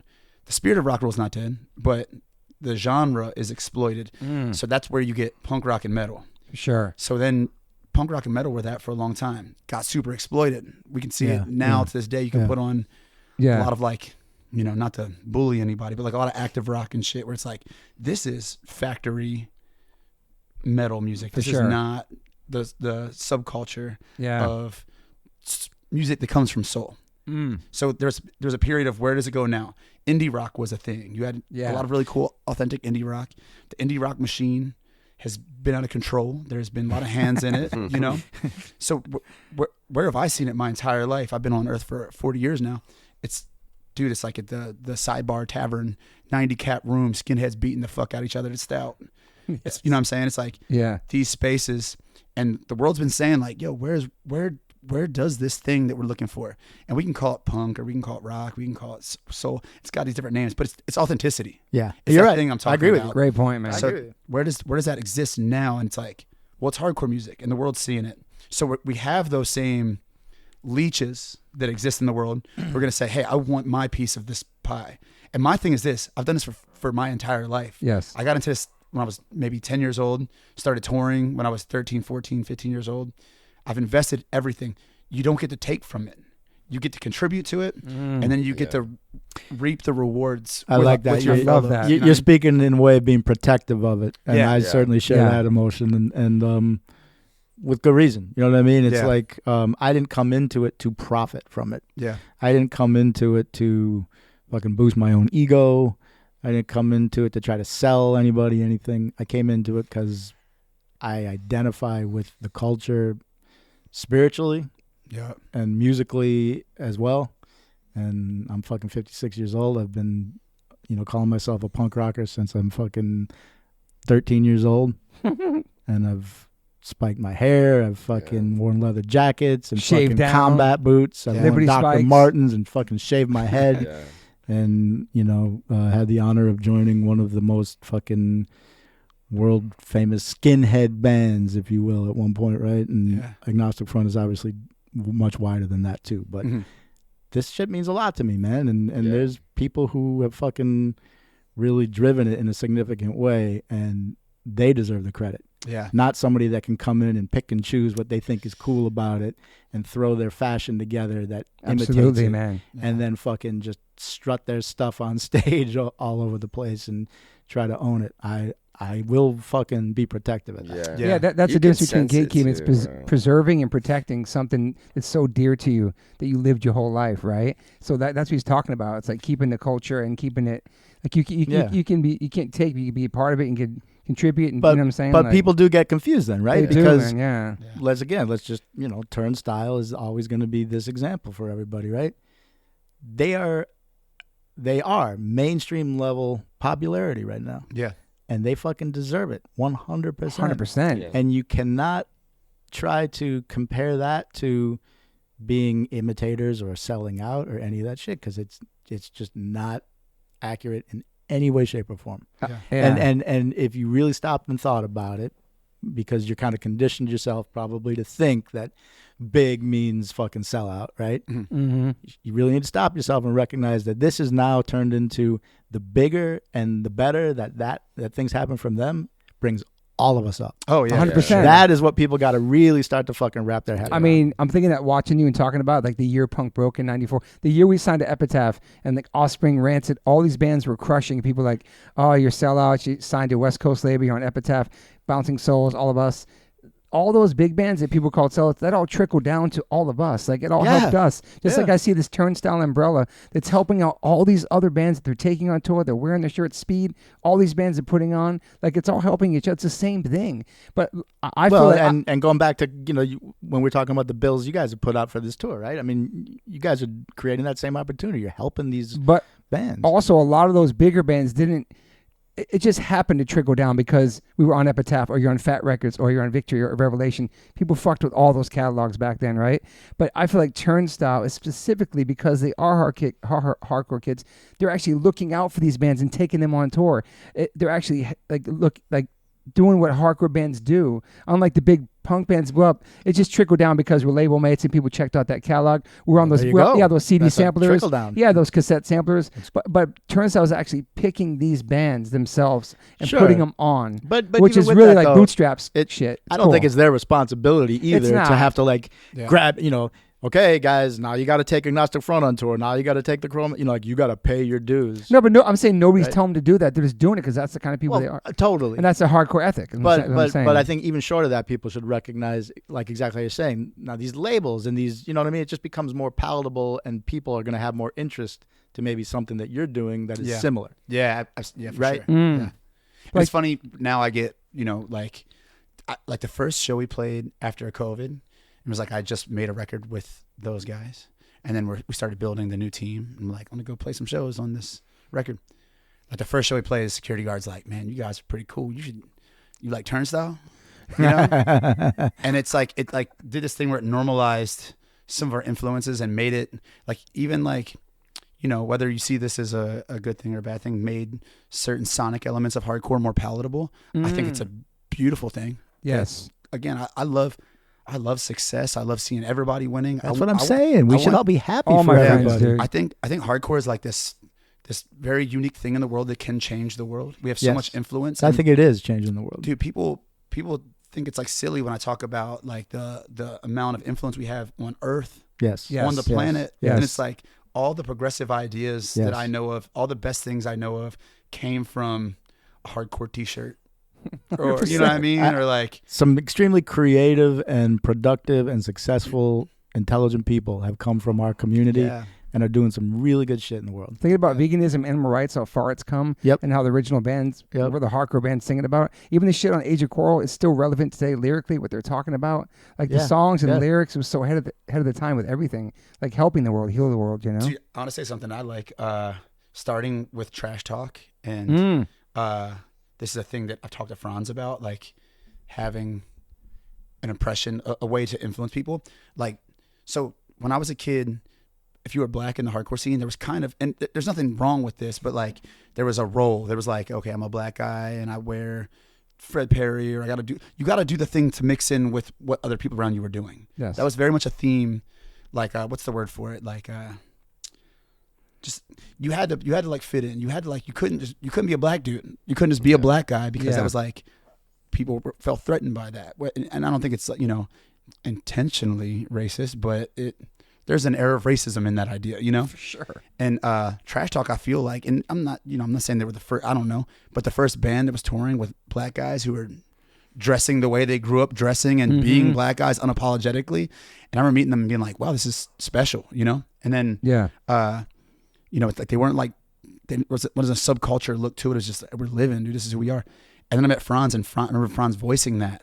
And then Franz has always been so unapologetically black. Yeah. And I've seen it. I've seen so much to where it's like new young people come into this world and it's okay for them just to be who they are. And it's like, just that idea. Think about how powerful, outside of the context of race even, the idea that you can just be who you are, you know? It's an idea we've always projected with hardcore. Totally. But we're all learning and growing and getting better, and we need certain leaders and certain types of people to enhance the movement. For sure. And we're at a world now, it's like you go to our show, and I just see individuals. And that's what I saw Bad Brains 1982 CBGBs. Yes. I remember seeing that and being like, look at these fucking freaks, dude. Look at this room full of just different people. You know, in the 80s, we wore it literally, right? I mean, you know, you looked like a punk rocker. Mm-hmm. There was no mistake about it. You looked very different than the average person walking around on the street. And you paid a price for it. It was it was brutal. And especially when you're a young kid, I mean, like grown men would want to fucking kick my ass. It was pretty fucked up. Would you say the 90s when that started to change, where it became fashionable? Well, it was like realizing as I got a little bit older, and there were bands like Cro-Mags and Agnostic Front that actually talked about fighting and fighting back. Yeah. And I'm like, oh shit, why didn't that occur to me before? And then, you know, we started to try to turn the tables a little bit, where the metalheads that used to want to fucking kick my ass, now, you know, we're turning that around. And you know what? I want to take a minute to say I got so much love for metalheads. I got a lot of old metalhead friends back home, and I kind of went off years ago about saying how metalheads used to want to kick my ass, and then we turned it around, and they kind of got offended. Like, hey, remember there's some good metalheads back then. Yeah, of course. I love you, my brothers. Love you. Anyway, I just think that this punk rock thing is, we found home in this community because we need it, right? Mm-hmm. It means all something to us. We might not look like the fucking outcasts of society, but we still are. For sure. In here, right? Yeah. We are. I mean, and that's why we've created our own community. And that's what we're coming together to help each other out. You know what I mean? And it can be hard because I see it, and I know you probably all have too. We can also help embrace each other's fucking brokenness and the negativity. Sure. And we can, if we're not careful, we can help keep each other down and bring ourselves down. Mm-hmm. And I've been in phases like that in my life, you know, and there's plenty of people I could find that would be willing to take that ride too, you know? So it's an interesting thing, but I know, again, I'm 56 years old, and this is where I will never not be a fucking hardcore kid. Me either, dude. And I've been working a corporate job for like decades. You understand what I'm saying? Yeah. But to carry that with you to work. But to go back to the being yourself, and it seems like it's so diverse more than ever in the hardcore scene now, right? Yeah. So much diversity. It wasn't like that for many, many years, dude. Like there wasn't even girls really going to shows back in the day. It was too scary for people. It was from my memory. I mean, I grew up in St. Paul, which we had a scene, but the bigger scene was in Minneapolis, downtown Minneapolis, First Avenue, right? And Minneapolis has always been a fucking metropolitan area with multiracial people, and when we'd go to hardcore shows, there's Spanish kids, Native American kids, fucking black kids, and we had Chicago, we had Milwaukee. I saw diversity, racial diversity. I mean, until I got to New York, New York changed my life with that. The most diversity, man. Coming from Southern Maryland, where the rednecks would fuck with us all the time in St. Mary's County, brutal, dude. I was familiar with that type of community in Minnesota. The 80s, but at the hardcore shows, it was diverse from my Rusty experience. Was our protector in Southern Maryland. Rusty would be the one fighing for all of us, man. But there were also white power Nazis in the 80s too. I mean, literally, dude. That I'm pretty sure that's dead now, right? You don't actually see. I don't know if it's dead, but I don't think it's a threat. I mean, you don't see them at hardcore shows. Yeah, they're not. No, right? It used to be where it was like. Well, they have their own like. Now they do. There are little concerts going on. Yeah, they do. Bro. I bet they suck though. Yeah, they do. They got no tracks. Like a band like Offensive Weapon, like these. There's some bands. Yeah, like new RAC bands. Like they'll do So I'm like research like this shit. You know what I mean? But because I like to know. You know what I mean? Yeah. Like there was they always do it like middle of nowhere, like New Jersey, or they'll do it in New York, like not say the address. Yeah, and they're yeah. like blah blah blah. They'll like they have their own thing, but the bands all suck, dude. That's like the biggest crime. So that's like there's still like biggest hammer skins, right? I mean, like that's still. I don't know. I mean, I don't know if they would use that. Like, I don't know if they're still under that umbrella, but no, they are still around. But their bands are trash, and they're all like weird. They're all weird losers. The reality is that when you talk about the diversity, there was a fight to maintain it. You know what I mean? For sure. Like literal fights. There were white power skinheads within our fucking world that would come to shows and try to flex sometimes, and people had to rally together. I mean, I would say most of our friends got the worst rep in the scene, but they're the ones protecting the scene. Most of our friends were like keeping Nazis out, and they always got a bad rep. There was a time where there were actual Nazis to have to keep out. For sure, dude. That was a real thing. I caught that definitely in Baltimore when I was getting into it. That's that's one of the things that attracted me to it was seeing grown men beat the shit out of other grown men. Yeah, I mean, and like white powerful, like you'd be at sidebar, some weirdo pull up doing his little Zeke Hale thing, and everybody be like, "All right, it's time to beat the fuck off this fool, beat the brakes off this fool," and then like. I don't know, like you're a little kid and you're like, when's my time? I want to be the guy to do that. And I remember being a little kid and being like asking, like pulling the dude's t-shirt, being like, can me and my friends beat up the white power fool that you pulled up, you know? It's like, it was like something to look forward to. And it's almost, you know. Did you have a chance with that later on? Yeah, I've had a couple little experiences, but it's like almost, you know, not that I want that person at the show, but it's almost like kids get robbed of the opportunity to bang on the white power fool, you know? Yeah. I feel like it's like, dude, like the way like hardcore was before, like when I was like growing up is like, you like we were saying, like you were protecting it, you're defending it, like you like we get into like fights like a lot too, like New England, man, like New England, bro, like one thing New England loved to do back in the day is beat up security guards who didn't let us do what we wanted to do at shows. Yeah. You know what I mean? That's always, you know what I'm saying? And I'm familiar with the mission. Like you know what I'm saying? Like it's just people like, bro, like we didn't like people based on what high school they went to, like when I was a teenager. Like there were kids at the show that we'd beef just because they went to the wrong high school. Like and like dude, like and like today, like I mean it's cool that everything is cool and nice, but I do feel like that's what made me like there's a little bit of a danger element that's but it missing. made me care about it. I was like, oh, this is my shit. Like if this is a joke, then my whole life is a joke. Like fuck you, you know what I mean? Like I would like bleed for this, you know what I mean? Sure. But now like no one has to bleed for anything, which is probably nice. Like Jeff Gunnell, like Jeff G from like Cold as like, oh sure, we had this like conversation, and he loves what hardcore is now. Yeah. And he was like, I heard him say that. I heard him on a podcast. He was talk about this. He was talking about it. He's like, look around, bro. Like, he's like, look around. Everyone like looks weird. Everyone's nice.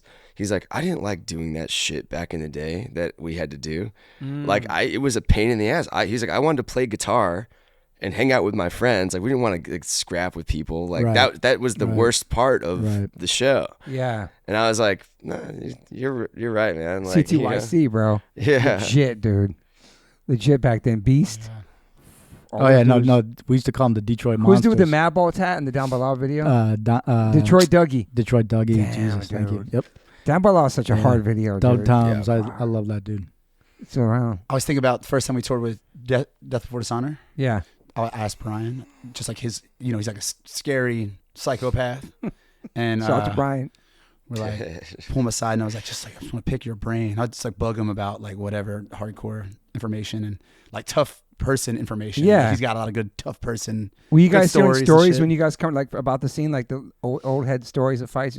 Is that something that trickled down? Obviously trickled down to you Trickle guys. down, but I say I'm a person that's like, I'm pulling that information out of people. I'm a little bit of a punisher. I've always been a little bit of, I like to talk.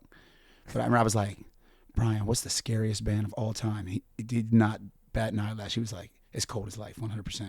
Damn. I was like, the most terrifying people. He was like, that's the band, the history, the music, everything. That's it. They were their scene was like, okay, you see guys with tattoos, but you go to their scene and there's like about 20 just, with the neck tattoos, like the First real time- fucking first time gnarly anybody- neck tattoos. And like that was, in those days, that was not something. A head tattoo was not normal back then. No, you Or knew face you knew tattoo. someone was like real committed. Like, Yeah. And I have to say, I'll say the one person was pretty, even though he was our boy, man, was rest in peace, Kevin Sear, man, Bulldoze, man. He was one of the gnarliest cats on the dance floor. He was like one of the most. well, when People I think feared Kevin from Bulldoze, dude. For sure. Like You're he was a talking- you're talking about big, the he had the security guard biggest beef? fucking any kind of beef, dude. I just remember like Mad Ball playing. I can't remember where we were. I think it was like a would it have been a Life of Agony record release somewhere or something? I can't remember, but we were a little lower on the bill, and we're on stage. Was that playing. Jersey Studio One or something? It might have been. That was I just crazy remember. fights. I just remember we're playing, and I see Kevin in the pit, and then like third song in, like everything's like real open, and it doesn't look like anyone's really feeling it all that much. And I just hear Kevin go, "Yo, Maddie, they're saying I'm dancing too hard." And I'm like, sorry, Kev, I don't know. Really. And I'm talking like on the mic to him on the floor, in the middle of our set. Sorry, Kev, I don't really know what more to do. Just keep doing you, bro. Don't worry about it. I remember he did. He head walked and or something at one show, and I put a sneaker print on one of our friends' faces, like imprinted on his face after the show. He was just so big. Like we would hide behind him when he was dancing. He was just such a powerful, savage man. Rest in peace, Kevin, dude. But you know what? If the Nazis showed up, getting wrecked, first in bro. line, bro. Wrecked. First in line. -2 though. Well, yeah. -2. I had a good Kev One spectacle. We played spectacle. Yeah, it was TUI, Bulldoze, Hatebreed, Biohazard, I believe. And it was sick bill. That's a great crazy bill. bill. Did like 3 or 4 shows on the East Coast, and Kevin was moshing. I don't remember if it was for Hatebreed or Biohazard, but he was moshing. And we were watching. There was like a balcony, and we were like posted up. Like the TUI team was just watching him, being like, "What an animal," And a security guard grabbed him up, and he started there talking. And then it's like, something verbally happened that crossed the line, and he hit the dude and dropped him like immediately. The dude went down. Yeah. And you see other people start running up, like other security guys, and I'm like, "Oh shit!" Like Kev's got a team too, but they're not here right now. They're not seeing it. Like where. There's like 5 security dudes. We're up in the balcony on the other side of the room. There's like no way of us helping in any capacity. Right. You just have to watch. And I was assuming it was going to be bad, but he genuinely just beat up like 5 security guards by himself. And I had like the perfect seat to just watch it above the crowd. And we talk about that shit all the time. Well, who's going to be the first guy to have to come square up with him? And that guy's going to drop. Yeah. Then like how do you proceed from there? It was How many impressive. years? What years was that? 90s or 2000s? Early 2000s? Probably 2000, early 2010s. Yeah, so he was still moshing up till when he passed, bro. He's still in the pit, dude. Yeah. Look, for you kids listening out there, I'm not saying we're condoning violence in any way, shape, or form. But I'm appreciating it. I do I appreciate it. remember. Look, here's the thing. It the way I always thought about it, it was an agreed part of our culture. Yeah. You know what I mean? Mm. And everyone knew we're like, hey, if you cross a certain line, a certain way, you might be dealing with some repercussions in that type of fashion. Exactly. And you don't have to worry at all if you're just coming correct. And beyond that, term of the fucking and beyond that, like you don't even have to be here. Well, there's that. If you don't focus, like people would, Yeah. I remember like back in the day, like New England, like our scene or whatever, people would go online and be like, oh, like these like just complaining about online, just trying to call people out for like violent stuff. And it's just like, bro, like, this is our thing, man. Go like join like an adult. Fair enough. Join in an adult softball Yeah. league, bro. Fair enough. Like join in Right. like start playing chess, like play tennis. Like we Yeah. like jumping on each other's heads and blasting each other in the face and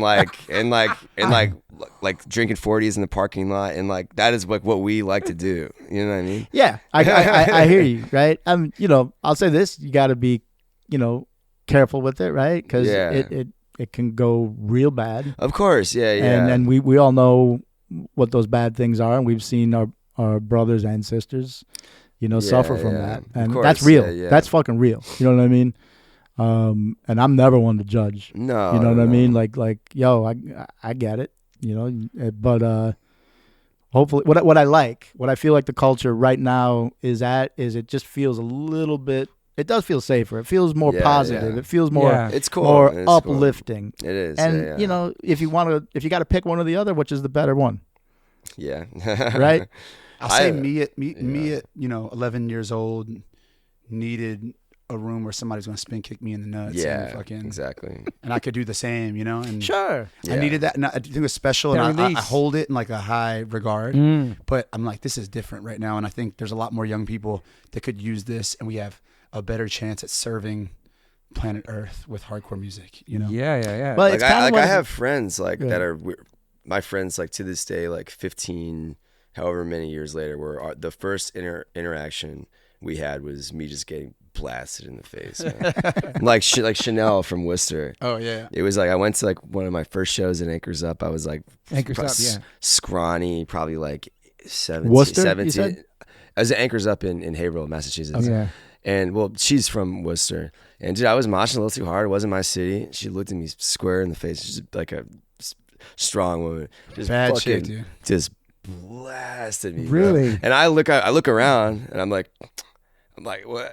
I was like, out the whole team, everyone who I wasn't really that close to friends yet, is like looking at me like, what are you gonna do? And I was just like, nothing, I guess. I just eat it. Like keep moshing and stage diving, whatever. But and that now, like, she's like a great friend of mine. We became friends, like, because I stuck around. I kept moshing really hard. I never complained or about anything, and then just like we like earned the respect from people around. What's the last show you moshed at?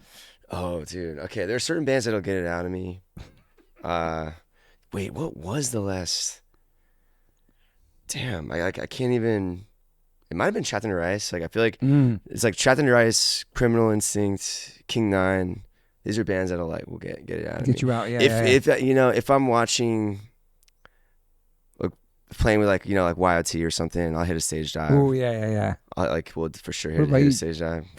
Like Killing Time. Oh, Killing Time. Like they'll get a dive out of me. You know what I mean? That's one of the greatest bands of all time, man. Brightside, dude. Every time. I'm so happy to see them playing. They're still killing it. Yeah, it's such a good time. What was that time you moshed, Justin? Shit, let me think. Give me 1 second. Set it off. I'm probably gonna go with King 9. Okay. I think Criminal Instinct, King 9, both of those bands for me as well. Like that.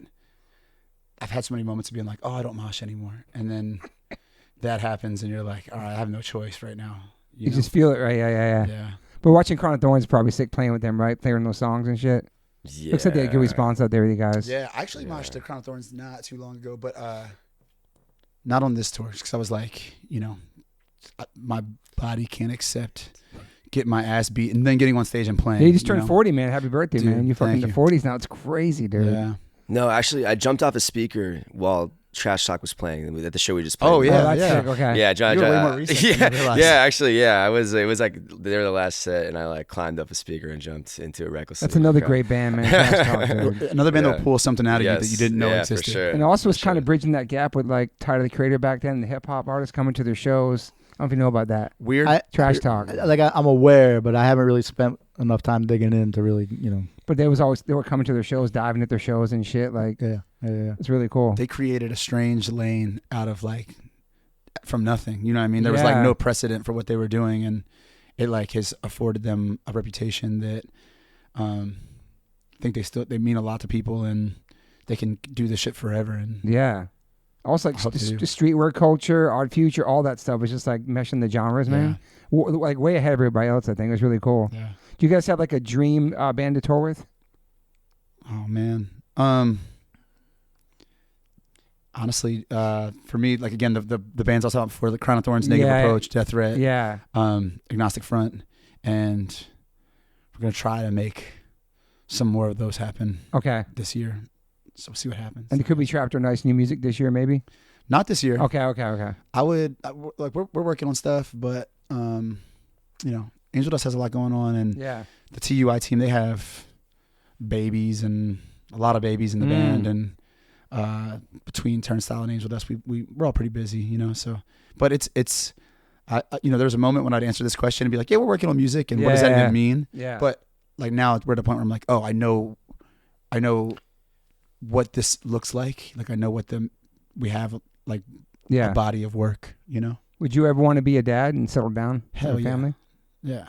No, I don't know. It's one of those things I go back and forth with. Yeah. Like here's the thing is, would I like to be a dad? Yes. But also, would I like to be a guy in a band that goes on tour for the rest of my life? Yes. So it's like, but like, just like, I like to be a resource to young people. You know what I mean? Mm-hmm.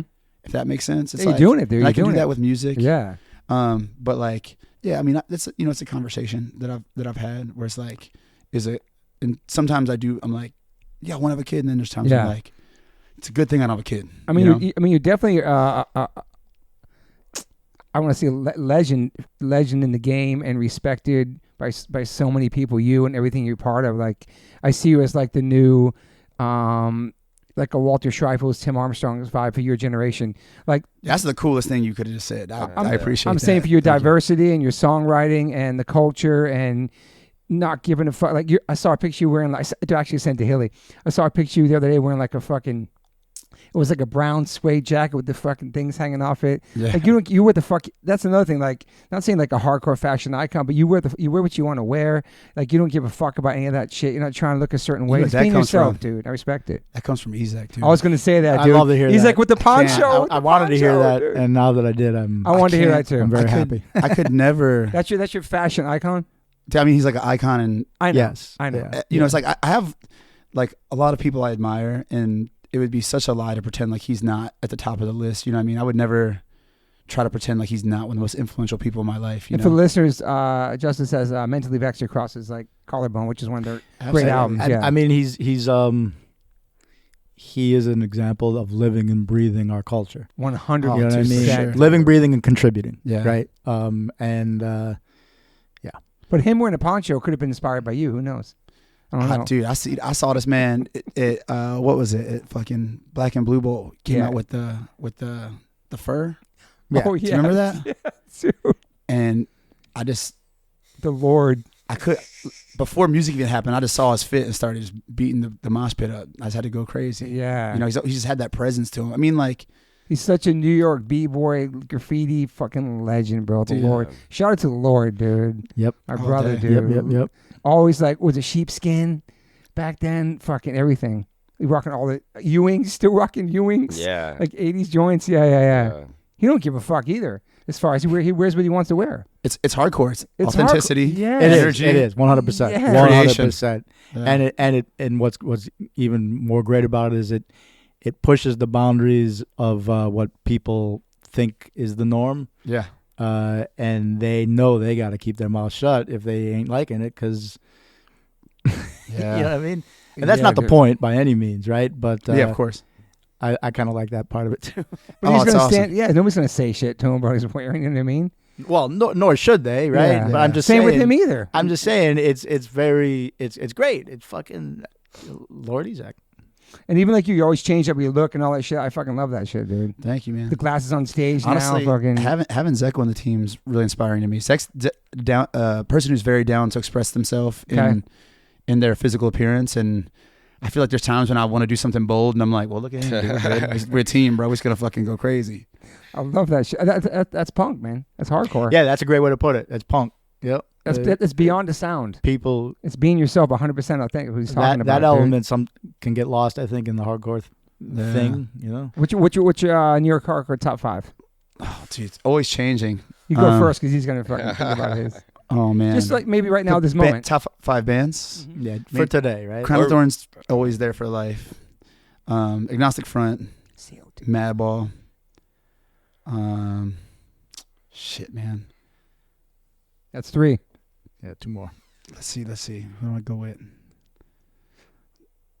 There's a band or two that were really influential to me that I'm always like moving around. I don't want to cast any shade, but they're getting cut, dude.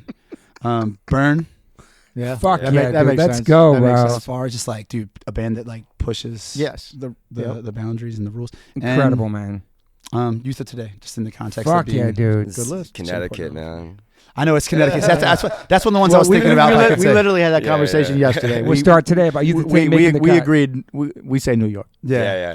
We all know where they came from. I mean, Underdog's New Jersey, but I consider Underdog New York hardcore. I love Underdog. I always thought of it that way too. I mean, there's not many people from New York that. No. I mean, Freddie came from Miami. You know what I'm saying? Came from Minnesota. Like, what do you want? You know. Yeah. I just said What's the beauty of New York? You know, there's like 5 people I can name on my hand that are still New York hardcore dudes that still live in New York. There's not many, bro. They're like the New York natives. I want Zech's top 5. Yeah, bro. Let's go. Pull the mic to you. Yeah, I want to hear this. So say Breakdown. Nice. Fuck yeah, dude. Yep. Okay, Breakdown. Agnostic Front. Altercation. Okay. Damn, I check just out got some this good dude. ones. Super Touch. Yep. And then I'll get Lifesplit.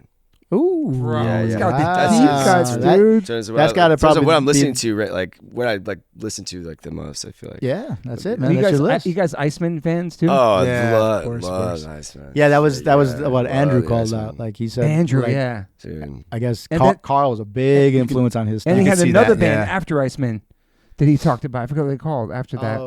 It's fucking. People love They have that. the song Cold World. Wouldn't be surprised if you. What the fuck is it? No, it's not. I want to say Demise, not Demise. What is it? It was a It's a band. Did you know D, that band? There was the other band after Iceman. I feel like she's an Carl idiot right Iceman's now, band. dude.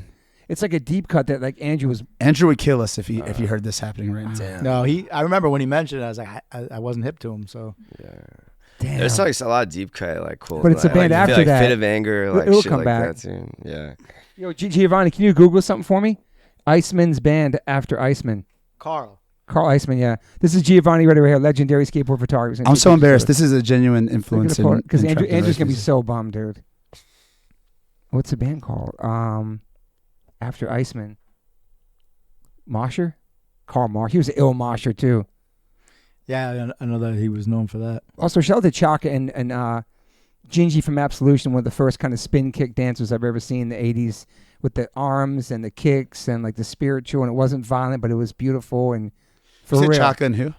Gingy from Absolution. Oh, okay. This is an ongoing conversation It that I is. feel like we hear. So, Oh, Dynamo. Dynamo, yes, it's Dynamo, yeah. Dude, yeah. Like who started the windmill, right? Correct. yo, shout out Andrew. I'm sorry that I couldn't think of the name. I know you're disappointed in me, but This is an ongoing conversation with you guys about who started the kicks and the spin kicks. So, I wrote a piece about it like straight up like 15 years ago. Really? Yeah. Like I have a thesis. So Hang on I a started second. it when I lived in Baltimore, and I like interviewed some people like about like where's the first person you saw spin kicking, and Whoa. and then I moved to LA. When I was in LA, I talked to a couple older cats that were like, oh, the first time I saw it was like the Earth Crisis team. It was Guav and Pig DNA.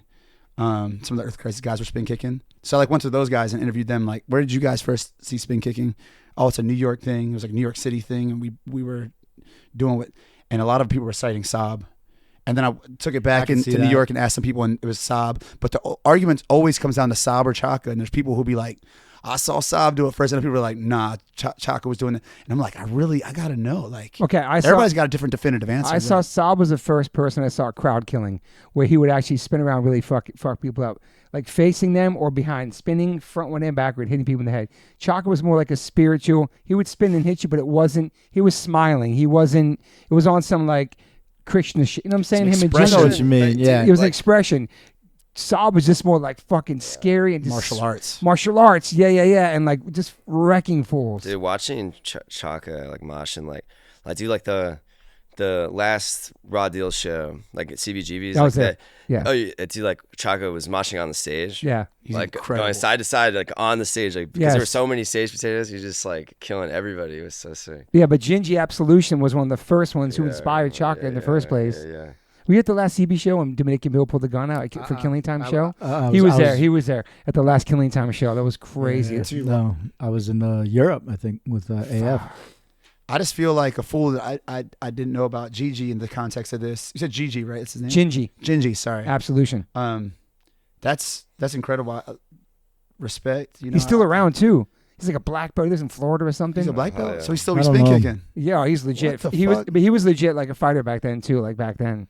You ever meet Gingy? No, I don't think I have. We got to do a documentary about this. I think he popped up on New York Hardcore Chronicles or something a year ago. Like it'd be cool to track him down and talk to him about that shit. But he was on some like spiritual. You know what I'm saying? Yeah. But Saab was like a scary person to be on the dance floor with. 100%, dude. Yeah. Dude, the fucking Master Killer video. Everybody looks so cool in that, and like the fact that they like all look equipped to do martial arts. They look like fucking just badass. What's the Fury 5 video where like they pull up in the white Cadillac and he's windmilling all by himself in Jersey? Do or die, right? Yo, that's a hard video, dude. He's wearing like the Jay Fury, but he's like windmilling all by himself. Yeah, broken down. Yeah, Jimmy. Stickman's a legend, bro. We played with Stickman about like 9 months ago in New Jersey. Yeah. And literally in better shape than I am, better shape than probably he's ever been in. Yeah. Performed I see better than I can perform, better than he's ever performed. He's like at the top of his game. He's like 55 or something, It makes dude. no sense. He's doing those grip hangs. Yeah. So he's fucking. So I was sick when we performed with him, and my voice was beat up, and he's like, "How you doing, man?" Like and I was like, my voice hurts and my body hurts. And he's like, "Yeah, but you're gonna give it 100%, right?" And I was like, maybe I got 90 in me. Right. And I thought he was like trying to motivate me. He looked I thought he was going to beat me up because he was so mad that I said I only had 90%. He looked so offended by giving 90%. And he was like, I love that. He said to me, he was like, what do you mean? He's like, he was like, well, you're dead today. It's over. He's like, so I'm getting on stage 100%. I don't know how to give it less than 100%. I don't know what you're talking about right now. He was like so offended. And I was like, dude, you're right. You're gonna like eat me alive on stage. Dude. And I went back to like we had like a little backstage green room, and I was thinking to myself like, I need to get on that. I need to be 100% every time. And I think about that. I promise. I think about it every time I get on stage. He's a fucking beast, dude. Shout out Stickman, dude. I'm like, I don't have in me today. I picture him like pull up in the fucking out the shadows and be like, bitch. Yeah, I don't care if it's discipline or fucking purely being stubborn. Yeah. You know what I mean? You gotta fucking whatever it is, man. Yeah, whatever you're gonna do, right? Yeah. You gotta try to fucking do it. He grew his dreads back, all gray and shit. Hard, dude. Awesome, motherfucker. He's a tough motherfucker. He's legit. What is your latest obsession? Denim. Denim is your latest? Yeah. Woo! I found it's always something. There's like a new thing every couple months. Probably once a year, there's a thing that I obsess over. Really? Can we elaborate a little bit? Like you got your go. He's rocked all denim here. Well, I know, I saw it, but like where do we go with this denim obsession? So I got what you mean? Like just like what do I like or like where my like how big of an obsession is it? Like information, trying to like absorb as much information as possible, and then buying some stuff. Like the Japanese raw salvage denim thing is like a little expensive, so you can't just buy everything. Real deal shit though. But like, there's cool companies out of the U.S. that are sourcing. Yesterday, I got gifted a beautiful jacket from Brain Dead. Like a nice denim jacket. It's like clearly like slubby Japanese, like weird nerd shit. I feel like I hated this guy, like the guy that loves this. Like 1 year ago, I'd be like, I'll kill that guy, you know? Right. So if you feel that way, I'm sorry. Like I get where you're coming from. You can be mad at me, but I just like, it's funny. I like obsess over things and I like project it onto everybody around me all the time. I have like severe ADHD and he hears about it all. He knows all about fucking, probably knows way too much about denim. Yo, Steve is like over it, dude. I'll be like getting anything new. I get to be like, Steve, touch this. And he's like, I'm going to touch your fucking pants, dude. Like, just go. Right. I know that the Japanese denim is like the highest, like best. I hadn't heard that. I'm obsessed. Oh, yeah, dude. And that's hard to get in America? Yeah, there's not like very many huge distributors. So also we just played with Foundation, and Champ, the drummer Foundation, is literally one of the biggest distributors of Japanese denim. Oh, like shit. He's like, so there's like 3 or 4 like really big companies in the US that are doing that. Interesting. He has a shop called Guilty Party in Atlanta, and he was coming. You know, we played a show in Texas together the other day. Yeah. And I was like, dude, there's this pair of pants I'm trying to get, and I described it because it was more of a cut I was looking for, and he immediately was like, it's this cut. And he knew exactly what it was. He knew exactly what I was looking for, and he brought it to me in Texas. Sick. Blessed me. Hardcore kids everywhere, dude. These pants right here, bro. Look at these. Damn. Give him a little tug, dude. And you have to roll up the cuff high too. That's like part of the shit. I feel fucked up. That's right? like the more like What am I trying to say? There's different textures or like kind of like blends of denim, right? Yeah, bro. Putting all kind of shit in there. But you gotta roll the cuffs up high too. That's some reason with that. I don't do the cuffs high. I don't like that. Because when I take my shoes off, I don't want the pants to drag. I get the shoes on to go back down, so that way it stacks. Because I like to I feel like it was like in the '90s was the vibe. Like you got a taper. With some big pants, so they bunch up a lot. Yeah, as opposed to just wide legs. It's true. Zach, what about you? What's your latest obsession? I mean, I have a lot of like niche interests and hobbies and such stuff. Well, I mean, I'm like really into anime. Like, nice. So I just recently got a tour of like the Crunchyroll like studio like in Texas. I play like a lot. I play a lot of video games. Nice. I've been like the surfing. You're surfing? Yeah. In New York? Rockaway, yeah. Oh, that's dope. My son wants to go. That's like a dream. Oh, dude. Yeah. To surf in Rockaway? Yeah, he wants to go dude, sometime. Tell him. I'll take him out. I'll take him out for sure. That's like a dream, yeah. And then just like martial arts, like jiu-jitsu. Yeah, I see you in the gym all the time. You're on your shit. Yeah. And then I've been running a lot. I don't know. You said running? Yeah. Nice. And you trying to do a marathon? No, not at all. New York Marathon that's like a dream. Like all the boroughs looks sick. It looks cool. It's just like anything above like 5-6 miles, just like my knees and feet just kind of hurt. It's like, but I like being outside a lot. Yeah. What about some daily rituals for you right now, Justice? I do like a lot of like physical therapy type shit. Just getting older. I want to do this forever. Yeah. And so when I was saying like doing like the part-time music thing, I think more of my life is doing things that invest in my ability to do music long term, Sure.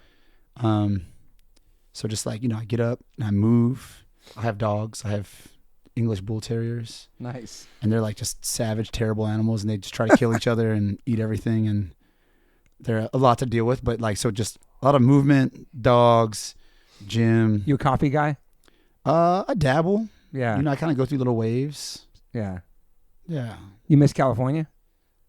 Yeah, all the time, honestly. But like, when I'm in California, I miss Baltimore too. So it's I've lived a lot of places, and I do think you carry some of that spiritually with you. Like I lived in New York. I lived in East Village. Nice. Carry that with me. I learned a lot of things there. I lived in Atlanta. I lived in Richmond. But I spent a lot of time in LA, and I always knew it was going to be somewhere that I got stuck. And there's a lot of things I learned about entertainment industry and just even a mindset of positivity that I learned in Los Angeles. I had such a negative mindset before moving to Los Angeles, and I think it's like I knew that was my reason. It was like I'm coming here to get myself right. Wow. And I think it's the sunshine, the warmth, and the people, and the fucking but there's like this also. It's like I always talk about there's like this grinding mentality on the East Coast. Yes. And I always use this reference point. I booked this Trapped Under Ice tour. It's the last real tours that Trapped Under Ice did. And I booked the East Coast in 45 minutes. 45 minutes, 10 shows. Damn. I was done. And then we had a schedule conflict where somebody in the band said, "Oh, I messed up. I'm so sorry." And it was, he called me an hour later, and I was like, "Well, I already booked the tour, but I'll rebook it." So I rebooked the tour again in 45 minutes again. 10 days, East Coast, 45 minutes. Like responses. Like everybody's like, venues confirmed. The West Coast, I had 4 shows planned, and it was months of calling people, being like, "Yo, we should do this," and they'll be like, "Oh, that would be sick. That would be dope." I'm like, "All right, man. So what you want to do?" And they'll be like, "Yeah, that would be, let's do it." Okay. So you want to call that venue and just go ahead and lock that in, or dope. And then you hang up the phone and be like a week later, I'm calling, I'm not getting responses. I have a friend who actually, I'm not exaggerating, this sounds like a joke. The day of our show, on one of these West Coast dates, he calls me and he goes, "We're playing the fucking show that day." He doesn't even know it. He's like, "Bro, that show you were talking about, I think I got a venue." It's like just like a different mentality on the West Coast, and it's like so laid back, dude. And it's laid back. And don't get me wrong, I have friends here who grind and they work, grind. And you know what I mean. SOS, all of them grind hard. Great example, yeah. Grind. But like there's this nature of like just taking it in and like chewing your food. Like I didn't even know about that. Like I grew up like scavengers. Like mom orders a pizza, like you gotta fight to get a slice of that pizza. You better eat it fast, Yeah. And it's like here people can go have a coffee date. They can't for like 5 hours and shit. Yeah, it'd be my whole day. I'm gonna have coffee with Luis today, Yeah. I mean, it's a different energy for sure than East Coast, man. But I had to learn how to like slow down a little bit and take it in and enjoy things around me. And I'm like a very anxious ADHD person. It's helped me a lot. I still, it didn't cure my ADHD, but you take medication for it or no? No, that's like, we talked about this a little bit last time, but not in the context of ADHD, but I smoke pot. Yeah. I've kind of chilled on that too, where I'm like, I think everything's a tool, man. Like, it's like, yeah, if you I always use the reference. It's like, if you were building a house, you're doing carpentry, you had a hammer. Right. I'd be like, go ahead, use the hammer, bro. It's a tool. That's the tool for the job. But the problem is when motherfucker is trying to put it in the sink and they're like, I'm gonna put the hammer in with the sink. Nah, man, you gotta get a pipe wrench, bro. Like, stop with the hammer. The hammer can't cure all your problems. And it's like, cannabis has been really helpful for some stuff. Yep. It doesn't fix every problem. So, have you been to therapy and stuff? Yeah, done a little therapy, but I only recently got diagnosed with ADHD, and we talked about like. Were you surprised by that diagnosis? So I was, but were you? Nobody else was. Yo, I called my sister first, and I was like, because she works in. Duh. Dude, she works in. That's like, great. What is her? I forget what her title was at the time, but she like helps people get diagnoses. Okay. And I called her. I was like, "Did you ever suspected that I had ADHD?" And she's like trying to be kind about it, and she's like, "Well, yeah, I mean, yeah, like I've thought about it." And I was like, "Well, I just got diagnosed with ADHD," and she was like, "Really? You just got diagnosed?" And I was like, "Yeah." And I was like, "Have you ever suspected?" And you can tell she's trying to be kind. At some point, she's like, "Look, you're like the most obvious candidate for ADHD. Like, I can't believe nobody's ever talked to you about this before, and nobody ever has." And then I'm like, "Oh, that's why I like talk all the time about the same thing." And like, I think it's also there's different manifestations of it, though, isn't there? Yeah, for sure. I also think that's part of having a creative mind and being a musician and artist. I really feel like it's. My guess is there's some positives with it that that contribute to your creativity level. Oh, for sure. Right. But there's maybe some negatives that you need to just have a way to manage, right? Yeah, I wouldn't trade it for the world, honestly. It's like it's liberated me. It's like giving me, And once you understand it more, you can even maximize more out of it, right? I came out of like a lot of bad situations in a way that was like positive. You know what I'm saying? Like, I can look at my life and without an ego be like, I did a good job. Like I like avoided. Right. And it's like, what is the tool? And like the tool in the world was hardcore. The tool within me was ADHD. And it was my way to, and it's funny because you see that and you start to realize that like, it's like I've had a lot of friends around me who got diagnosed with autism in the last couple of years, and you start to see their person. And what I realized is in hardcore scene, we basically all either this or that or somewhere in between. For sure. You know what I'm saying? That's what I've been saying. It's like, yeah, dude. We're all on the spectrum in some way, the hardcore spectrum, all connected some way. I'm a mess, bro. I think it was, Dejan that was telling me, I could be wrong, but I'm pretty sure it was him. It's a good quote. So, but he was talking about like the idea of therapy and like treating autism and stuff and being like, there's all these autistic people now. And he was like, yeah, I don't really like understand this idea. We had hardcore. It's like, that's what that was. It was like autistic people figuring out how to do life stuff. Yeah. That's it. It's like, in the context of me really having true. ADHD untreated my whole life and like having teachers that were like, you're an idiot. You're a loser. You're never going to be anything. To having people be like, hey man, you wrote this song that I can spin kick to. You're the best. Right. Yeah, you changed our lives. You inspired a lot of people, man. It's awesome. Having that, you know what I mean? So if you're not taking gifts in my life. If you're not taking medication, what are some of your tools to deal with that? Honestly, stress management. Having a diagnosis is nice because there's moments where I can see I'm getting flustered, and I had a little bit of episode yesterday. Zech saw we did like an interview thing, and it was like truly. He seems so chill, man. Zech's chill. Chill. He's got his things too, though. But they're different than my things. Okay. But, in the moment yesterday, it was like really, truly, nobody did anything wrong.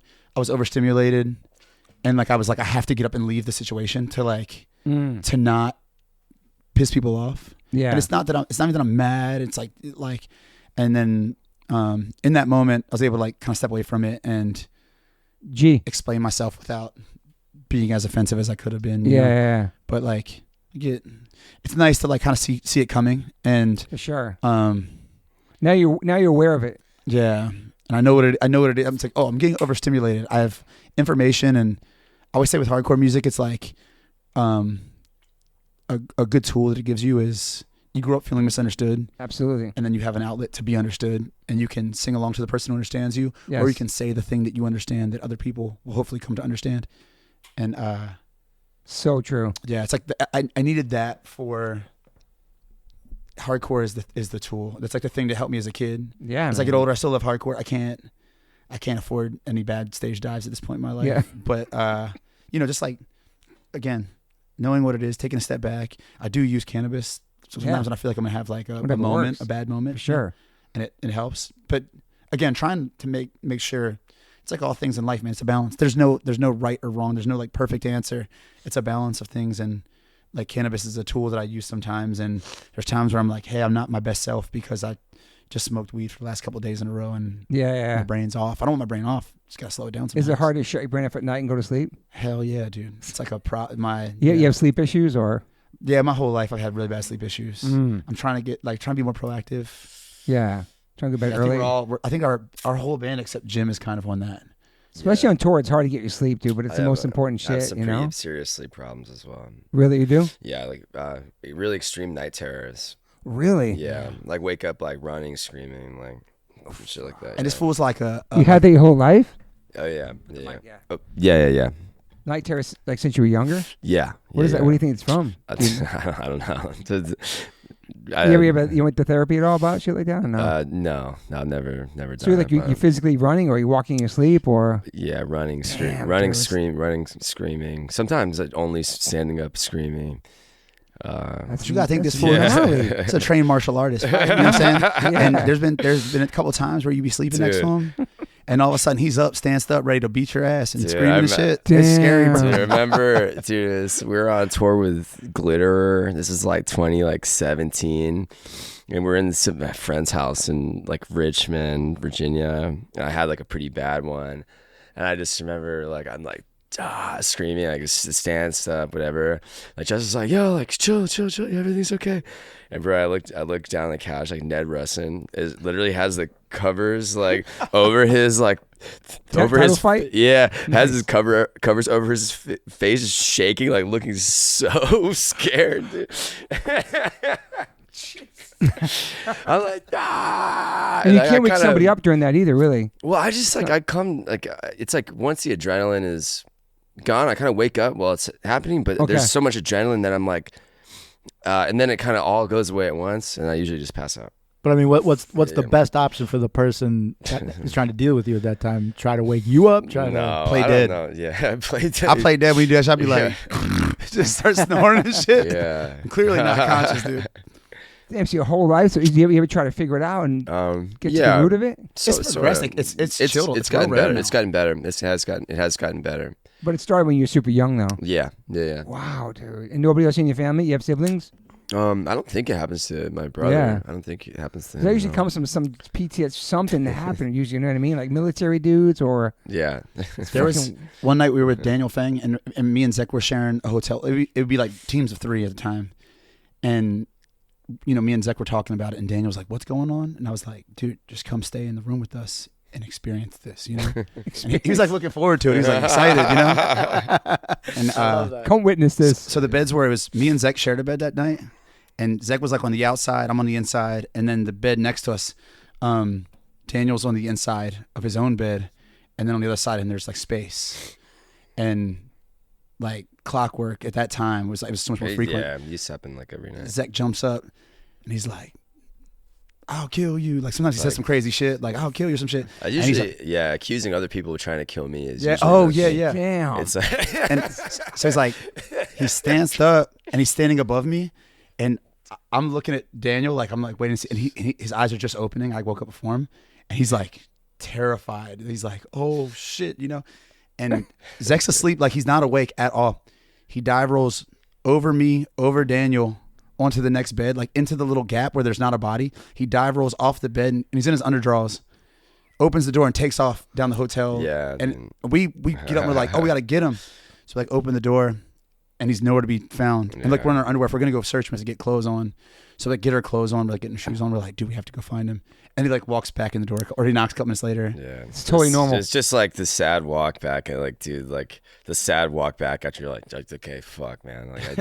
Like, dude, it's happened. Like my old like room in DC, I would run out into the street like sometimes because my room was like a basement with like a door to the outside. Yeah. I'd wake up in my underwear, run like down the alley and shit, and then do like just walking barefoot in my underwear in an alley. Walk of shame back. Just like fuck yes, a walk of shame, hanging my head low, like barefoot and shit. Like it's like 4 a.m, bro. Like what? Wow, like dude, like the it's athletic better abilities. now. It's better now though. It's better now. The athletic ability in a sleeping mode is the most impressive thing to me. Again, the dive roll, we were like, there was like months of being like, bro, he did something that we definitely could not do fully awake. Or it's something you grow out of later on in life or something just might go away. I don't know. Yeah, I mean it Fucking happens like less frequently now. I feel it's like once or twice a tour now. Yeah, but outside, I'm usually not. Yeah. Me and Jim share a room a lot of times now. Like Jim's the most normal. He's the guy. He's the only person in the band who might not have something wrong with him mentally. Yeah, it's crazy. He's got his shit together too much, man. He's really good at balancing all of our crazy things. Yeah, your crazy personalities and stuff. That helps. Are you on social media a lot these days? I mean, I use it as a tool. I guess I do the same thing where I scroll unintentionally. Like there's times when I turn it on, it's like it's almost impossible not to. Yeah, but I don't actually know what's going on social media. I'm not retaining information. Right. And that's what's scary to me is like, oh, this is some autopilot thing that I do sometimes now. Yeah. That's how I'm at, and I've thought about it lately too, and it's like, it's fine. You know what I mean? It's like just a little dip in to just kind of scan around, see what's cooking, find a couple maybe funny reels or check in on a good friend, and then you're out. Yeah. That's it. Nothing wrong with that, you know? If you can stay off, it's like time yourself, right? Yeah. I mean, I don't even time myself. It's just a little bit of bullshit scrolling through, and then I'm out. And there's like an app that can you can put like a timer on it to where it only lets you so much. Yeah, my friend showed me his phone the other day. He changed the whole screen of his phone to black and gray, and it takes away the initial pop of the stimulation of the colors. So his phone is just all black and gray. So when you look from your phone to real life, it really just pops like it's supposed to pop, like real life. It's really interesting. Oh, wow. There's something online about it. You can look at people are doing it now. See, I want to do that immediately. You change it to black and gray, so nothing's in color on your phone. Yeah. It's kind of crazy. I'm thinking about trying it. I heard you mention a couple of times now. There's something to it. I guarantee it. Because we're all fucking addicted to this shit, dude. Yeah. It's a necessary evil. You check DMs, respond to people, and I try to, but it's like respectfully, I do get like kind of a lot of DMs. I'm sure. Because like genuinely, I do have a lot of friends. Like I'm a friendly person, and there's people I care about. Like maybe to a fault. I feel like the average person around me is like, this couldn't possibly be all friends, but I don't know. It's like, I think there's people I care about a lot of people. I've met a lot of people doing this shit that I've made these connections with. Yeah. And with music, we get this ability, this like opportunity to like see into somebody. Like I meet a person who sings in a band and I like the band. I know who they are already. You know what I mean? I'm like already so attracted to them spiritually. Yeah. And I mean, social media, it offers some benefits, I think. Yeah. It really does, you know? Just got to know how to navigate it. What about you? You on that shit? Too much, yeah. Too much, okay, Yeah, all the time, constantly. Also a very popular person. Doom scrolling and shit? Highly addicted to it, yeah. Oh, shit. Yeah, to my phone. It's real, dude. That might not be helping the night. Oh, yeah. Yeah. Are you on your phone in bed at night and shit? Yeah. Yeah, I've been there too, man. I can't. Yeah. It's a lot of stimulation and shit in the dark too. Yeah. I think honestly, it's like I think touring has made it worse because it's like, dude, like we do these long ass drives and shit. Unwind. And like, dude, like we're in a drive. I'm just like, yeah.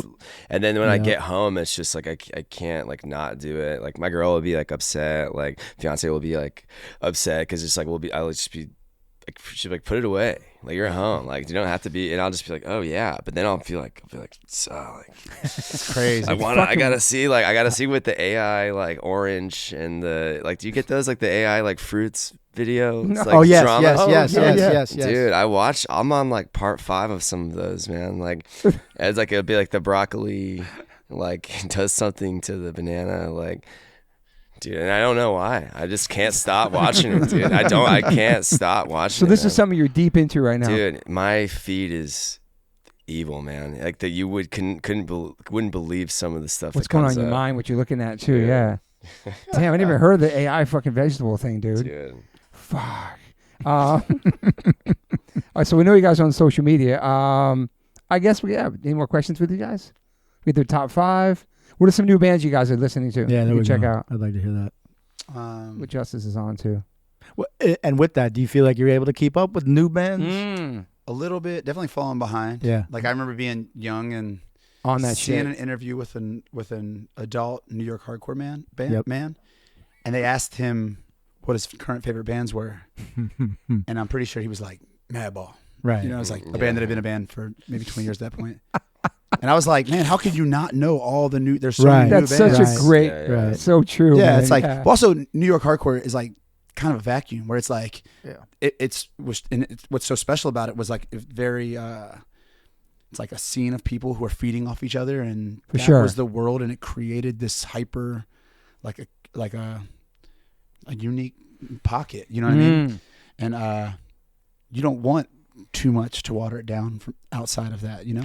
True. But I try That's to be a great point. I try to be the kind of person to like just be in touch with young people and what they're doing. And there's things that I like a lot. In the context of hardcore music,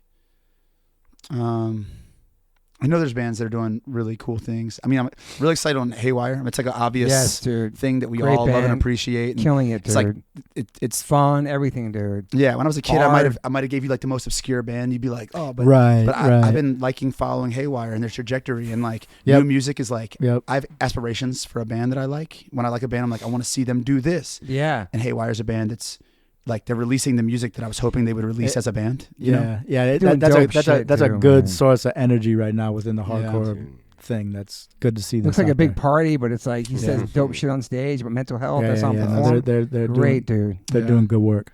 Outside of them, there's a lot of stuff on this tour that like we curated this tour around things that we appreciate. Yeah, Midriff, they're like straight up babies. They're so young, and their perspective and their scene is so much different than what we came up with. Yeah. But it's like completely the same intention and admiration for it. And where are they from?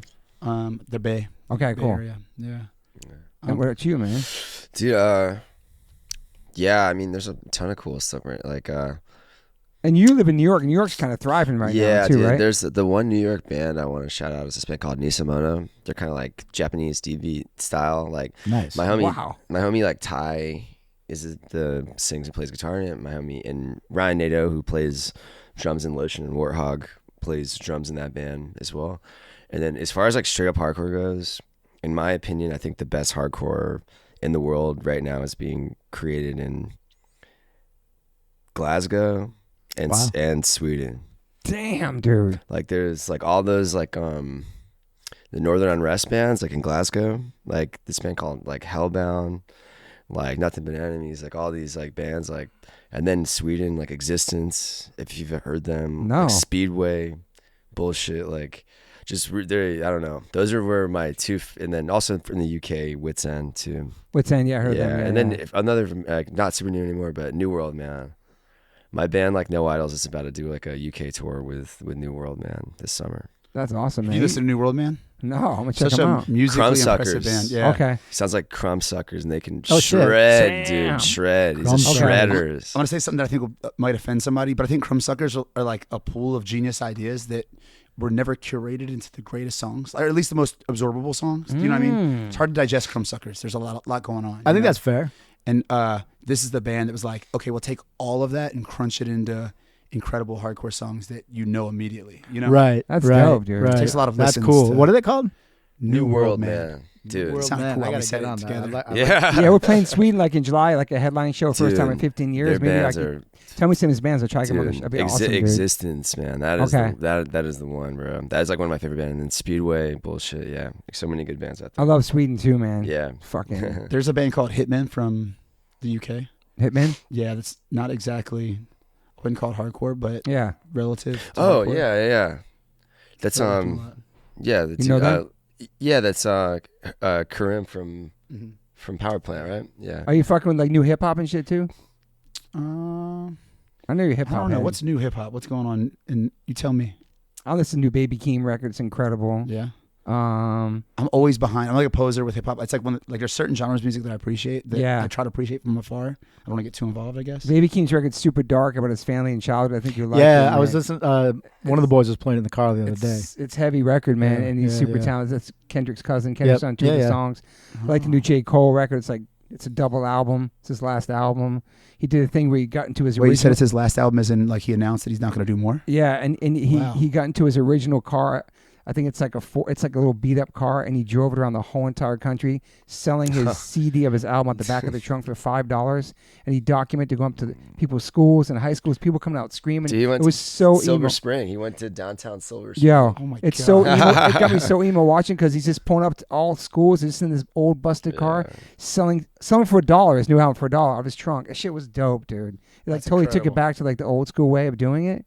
I I saw love J. some Cole, stuff on man. the internet of people like, oh, J. Cole's in his beat up car. Yeah, It's cool to see that's what his that was first about. car he had. He still has it, bro. That's cool. And he had it fixed up. He broke down. He's got a crew following with cameras, but he's going to every single city, just surprising people at their high schools or colleges and shit. It's dope, dude. Damn, I'm gonna have to give it a I listen. fuck with him, dude. So it's like a eight series mini doc on YouTube, like him, all the different places he's been to. I'm always really behind again with hip hop. Somebody like last year I found out about MF Doom. Just like That how ring, cool. son. My No, son- it's got my the son- ring on. Yeah. Yeah, that's genius. Yeah. I I get a lot of compliments on this ring, actually. MF Doom's sick, dude. And somebody just told me last week about Joey Badass. Yes. Badass is sick Yes. too, dude. New York, Joey dude. Badass is one of my favorites of like a newer generation because he really, it sounds older than It is. does, dude. But it's still fresh. Well, who's like the new kid doing shit? You know Young? who knows that stuff good for my taste is Andrew. And Oh, Andrew, yeah, he gave me a Combust. whole list. And He's dialed in with the young hip hop shit. Yeah. Him and Jay Mindforce, those dudes are hip hop heads. Like Yep. they're, Yep. he sends me a bunch of shit from like upstate New York, and Yep. you into hip hop shit too? Yeah. Old shit or new shit, all kinds. All kinds. Yeah, I just like music, I guess. You know? Yeah, I just like music. I like. I listen to it. It's my new favorite guy, man. I like this dude. He's super chill. I listen to like a lot of different like kinds of stuff. Yeah, Especially yeah, in yeah. the van on tour, just like I gotta listen to find different things to like listen to. Just zone out and different types of music too, man. Yeah. All right, well, that's fuck. Are you optimist or pessimist? Optimist. I definitely have like naturally been a pessimist in my life, but I think you have to seek out happiness. It doesn't just come to you naturally. It's not a thing you don't deserve happiness. You have to demand happiness. You know. I And love that's that, dude. Optimism is the path. You know. Yeah. Speaking positivity into existence. Talk about the things that I want. Yeah, I Try love not that. to talk, I mean, we're all guilty of it. It's easy to get hung up on the thing and Totally, vent. especially now in this world, dude. Yeah. It's a dark world. Trying to get like I used to vent a lot more, and I'd still vent. I'm human, but it's like what that is speaking negativity into the world and trying to be very cautious about how I use that tool. I love that, dude. it has impact. What about you, sir? Dude, I don't know. I think I'm like both because it's like I know that everything is very fucked and bad, but I'm gonna try to make the best out of it. I call you know? that's like being a realist in my Yeah, mind. I love Right? that. You're not You know an what I'm optimist, saying? you're not Like, pessimist. Like, dude, like I like to say, like, dude, like it's like a yin and yang of like you got like Blood for Blood on one side, and then Youth of Today on the other side, and then Youth of Today is like the fantasy of what my life to be, and like Blood for Blood is more the reality.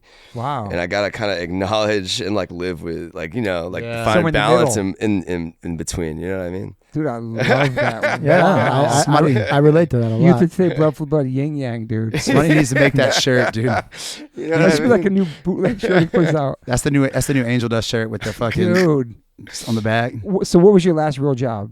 My last real job. You had a I boss. mean, shit, man. I guess it was working at Johns Hopkins. I was Oh, a shit. maintenance mechanic. So like Wow. maintaining machines. So you got skills. that- You're like a handyman. A little bit. I went to school. I went to vocational technical high school to learn trades, and then I preferred running pipe to like everything else. And then I worked for a mechanical contractor, like running pipe to machines. And then I learned a little bit about some of the machines, like AC units and stuff like that. That's To where I got a job with Johns Hopkins doing So you maintaining have a trade. machines. You have skills. You have a trade.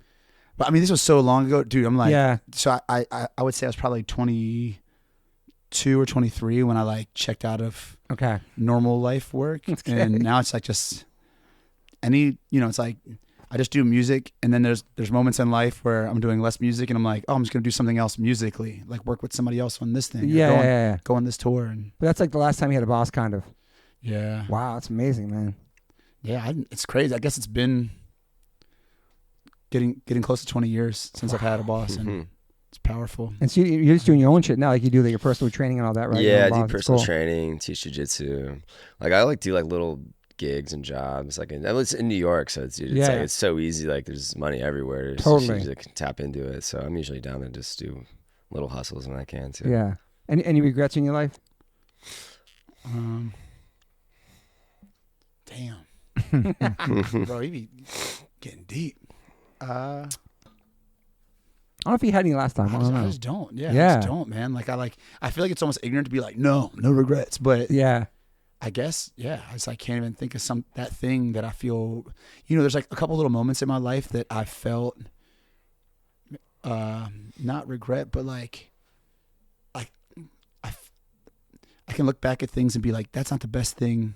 That's not what I wanted to happen. There's a lot of that. It's like not a lot of not getting what I want. Do you know what I'm saying? And that feels like regret a little bit. Yeah. But Rob Schnaff, who's the producer in LA, he did Yak, and we've been working with him on some other stuff. Like, good friend of mine and somebody I really admire.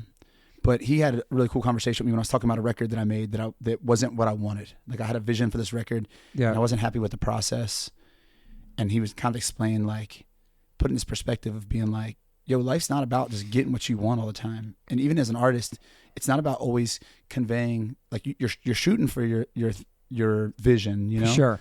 But what did you gain from that, And the experience in the context of the record that I made that wasn't what I loved the most, it wasn't what I was trying to accomplish. Yeah.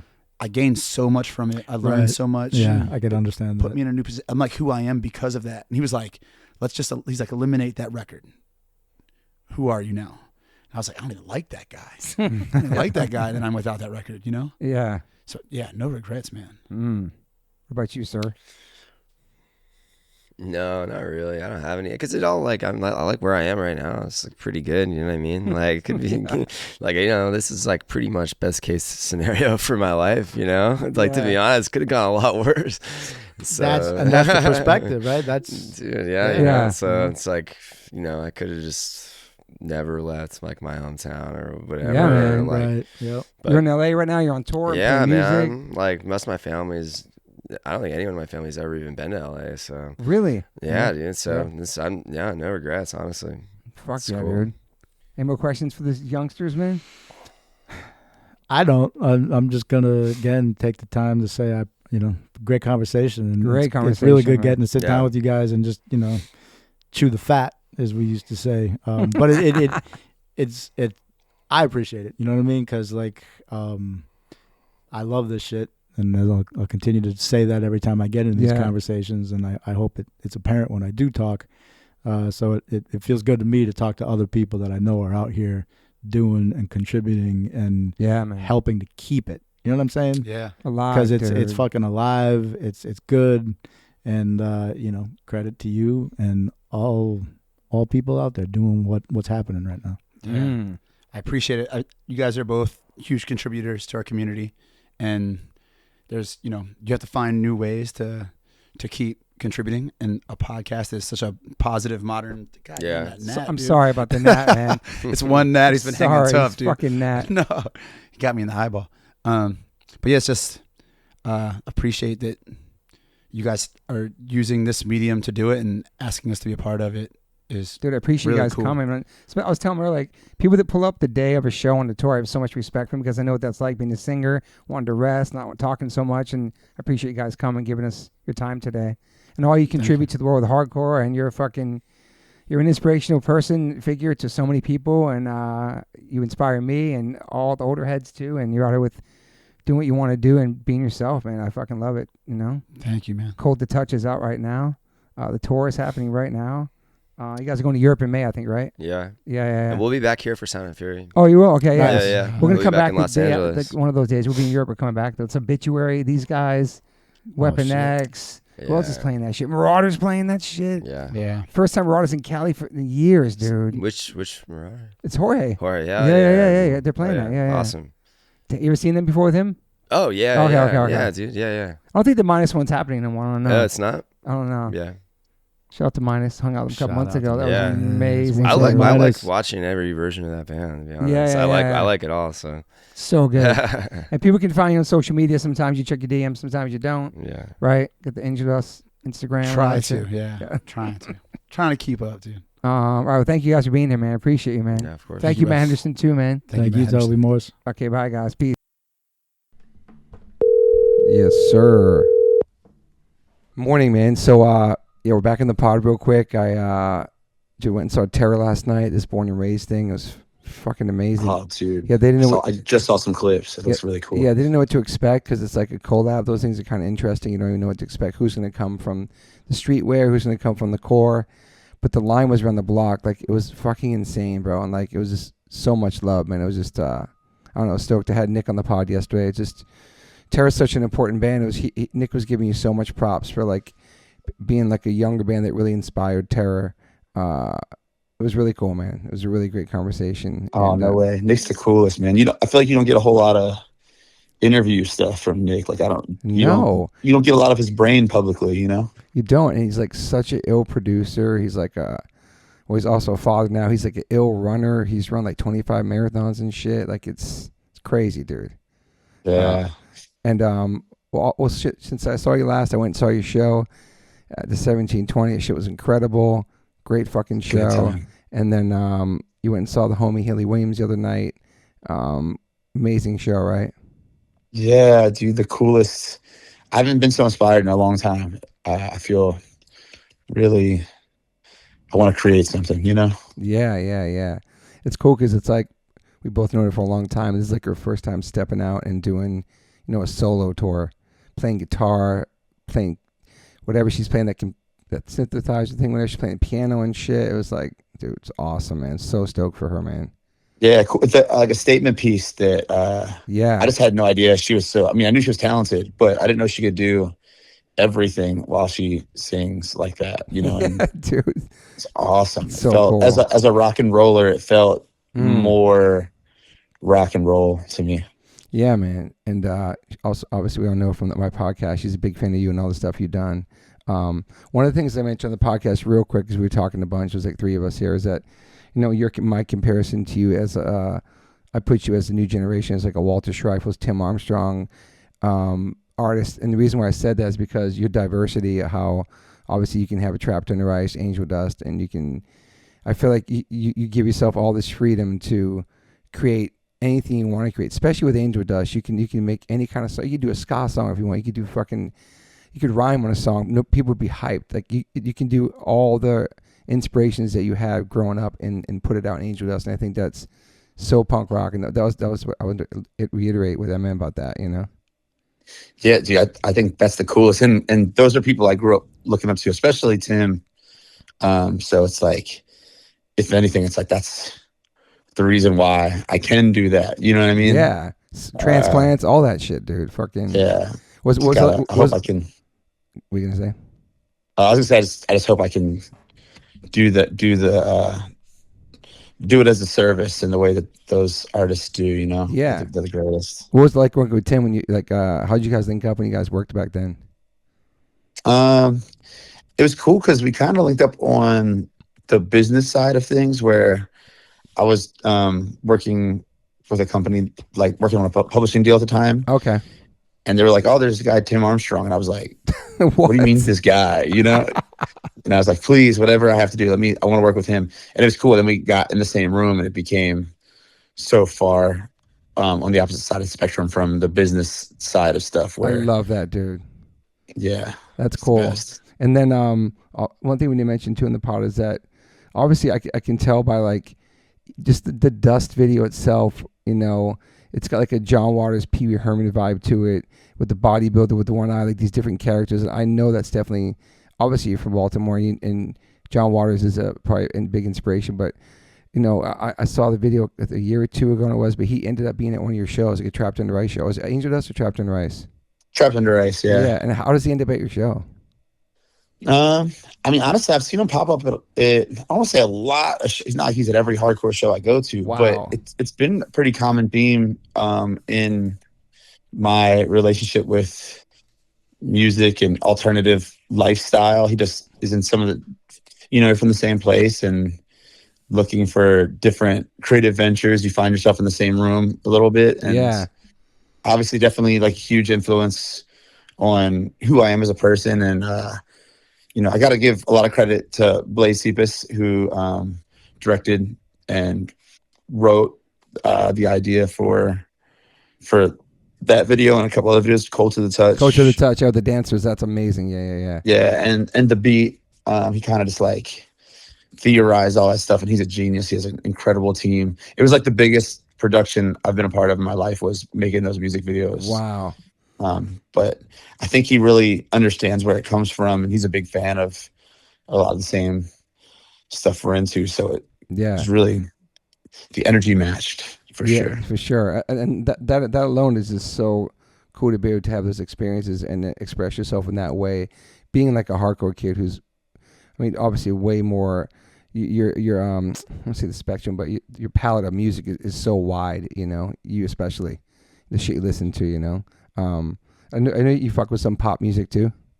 Of course. Yeah. I mean, do you pay attention to like Sabrina Carpenter, shit like that, or different artists like that are out now? Like, see, honestly, I was kind of just talking about this. It's like I feel out of touch with modern pop, and I think maybe it's like I don't want to like lean on that like as an identity, as a character trait, because I think that could be a weakness, not opening myself up to enough modern pop music. But I listen to a little bit of modern pop. Like I like the things that are happening, but I just find myself like going back to the history of pop music and like today it's ZZ Top, which is definitively rock and roll, but especially Eliminator is like a pop album. And nice. Did you see you see the footage of Bieber? I've been hearing about it a little bit. Saw like it's like clips on the reels on Instagram. Do you know? But I haven't really dove into it. Really cool idea though. Yeah, like like how he knew anything about his catalog and all that, and the reasons why he played the certain songs. It's kind of punk. It's like he sold his catalog for $200 million, all the first songs. So and then he did a deal for $10 million with his wife, who have their own record label. So no agents got any money. Highest paid Coachella, and then he only played snippets of the songs he didn't own anymore off his computer, and then all the songs he gets paid for, he performed standing up and did full versions. It's pretty sick, man. I wonder how that works, like as far as like doing the snippets, like him playing the track. Does he have to pay off for of YouTube? Off of YouTube, yeah. It's pretty wild, man. It was so low key, and it wasn't like all like dancing and flashy and like. At first, like I was like, "What is this?" And then I don't know. Then you read about the whole concept, and it's pretty fucking cool, man. The initial feedback I saw from Coachella was, and when you're this level of artist, you have to expect this, but it was like criticism and somebody being like, "Oh, look at Justin Bieber. He's just sitting down at a computer. Like he doesn't even care." Yeah. And I saw that and immediately was like, "Oh, he's doing something. He's got an idea here. It's not totally, dude. That's not what, as an artist, which he is to the fullest degree. It's like you don't have it in you to go through the motions, I guess, or half-ass it or sit it out. You know what I mean? It's like you gotta then you hear about dive in and get your hands dirty. Yeah, hear about the catalog after. I'm like, okay, that makes sense. It's like just typing up shit on YouTube, like paparazzi fuck with him falling through stages, just different people making fun of him, and then type up the beginning of the first couple words of a song. People go crazy, and he does that part. Like, it was pretty interesting, man. It was pretty cool. Cool. I do that a lot. Yeah, you should. That'd be awesome. What is your training? What's your training like these days? I know you're like super fit, always training. Like, what is your vibes? And you working on tour? Also, you work out. Oh man, my training these days is a lot of like. It sounds so old of me, but I think it's like a good idea that everybody should just pursue if they can. But I have like a lot of like physical therapy movements. I do physical therapy when I'm home, and I am in the gym, but it's like more body weight stuff. And then every time I start creeping up over doing, just like using my own body weight as a max for like the weight I'm lifting. That's cool. When I start creeping up over that, I always end up just getting humbled and being like, okay, I need to like focus on this movement pattern. And it's been productive for me. I think I had a couple weird things that I did, weird habits that I built as a kid even. So by the time I was lifting weights, I was just doing shit weird and wrong. Yeah, for sure. I think we all do that. For sure. It's good to step back and have somebody like just look at you and say, hey, this is how you could be moving better, because that's the stuff that's going to keep us moving, as long as you our can. old age. For sure, man. Yeah. I want to be 90 years old and doing some shit that people don't expect, Fuck yeah. We got stigma out there doing that shit at 70 years old, bro. It's so inspiring, dude. And he looks I talk about him all the time in that context. Like that's the goal. I want to have that excitement for life, He's like our he's like our Mick Jagger or something from our genre that's like still doing it. And he looks younger. He looks younger too, man. It's crazy, bro. He's like aging backwards, man. He looks great.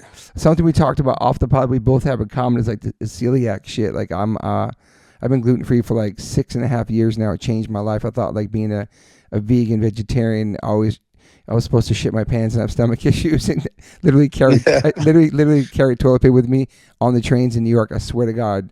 And I was banged out, like having the bathroom take shits in the fucking subway. And then I stopped eating gluten. And it changed my life, bro. Like bathroom, stomach, my stomach's flatter. I'm not bloated no more. All that shit. Like, is that tough for you while maintaining the vegan diet? It not in LA, you know what I'm saying? When I'm in New York and shit like that, but Europe's a little rough, for sure. Like some here and there, I have a little wheat once in a while. If I have fucking starving somewhere, I got to do it, and I'm not gonna starve myself to death. But it's interesting, man. Like I know you mentioned that too. I had no idea like that, and you just how long you been celiac for? Like had that issue? Well, I guess it's not really clear as to how it starts. I think it's like something you're born with, and it you start to see the symptoms as you get older and you've abused your stomach more, and so like my first symptom would have been like just being gassy, right? And I associated that with milk. I love that we're talking about this. It being gassy. For sure. Associate that with milk and dairy, and then it's like I eliminated that, and that seemed to help. But then there was still a recurring problem I couldn't figure out, and that problem was getting worse and worse. And I moved to LA when I was 30. Yeah, I think it was just after my 30th birthday, or just before my 30th birthday, whatever. And I started. I actually was like making the journey into becoming vegan at that time, and nice. It's like when you're eating that diet, it's like there's a lot more fiber. A lot more gluten available. True. Yeah. A lot of products fake from meats, all that shit, processed shit. Yeah. Yeah, and I was like just losing weight really bad, and it wasn't like, oh, you're losing weight because you're eating less calories. It was like I was losing weight really fast, so I was bouncing back and forth. And ultimately, what I landed on was I personally could not maintain eating vegan and going gluten free. It's tough, man. It is tough. It is tough. Appreciate the people who can do that. Yeah, my shit's more raw, just more veggies and tofu. I'm pretty old school with my shit. I fucked with the fake meats for a little while, but it wasn't really my thing. I appreciate them being here for the planet and for like access and for people trying to cross over. But for me, I keep it like quinoa, all the basics and shit. And like, but it's not fair. What was your favorite restaurant in LA to eat like that? This place, Green Table. It's like 4 blocks from my crib. It's like there's no refined sugar. There's no fake shit. There is fake shit, but it's made out of like chickpeas and all this stuff. Like everything's super natural, dude. It's like it's not expensive. It's a good go-to spot. But yeah, I ate out way too much. But so once you figured the celiac shit out, now you've just been hardcore no wheat for a couple of years now, right? Yeah, it took me like I would say 4 or 5 years even to like completely figure it out, because a doctor tells you what's going on. And I'm like, man, he doesn't know what he's talking about. Totally. This thing, and you don't hear it. Once you're convinced, it's like it took me like another 2 years after being convinced to like figure out how to do it right, because it still hides in so many things, and it's so easy to like. It's hard, dude. To cross contamination. Yeah. Are you pretty strict about it though? Yeah, like I have to be. I have to be absolute. It's if I get like if I eat something that's cross contaminated, I'll get sick for. So it's weird, man. Sometimes the symptoms last a couple days, and then my body forgives me, and then I've had where it's maybe like a month or so where I'll feel off and things aren't working the way they're supposed to.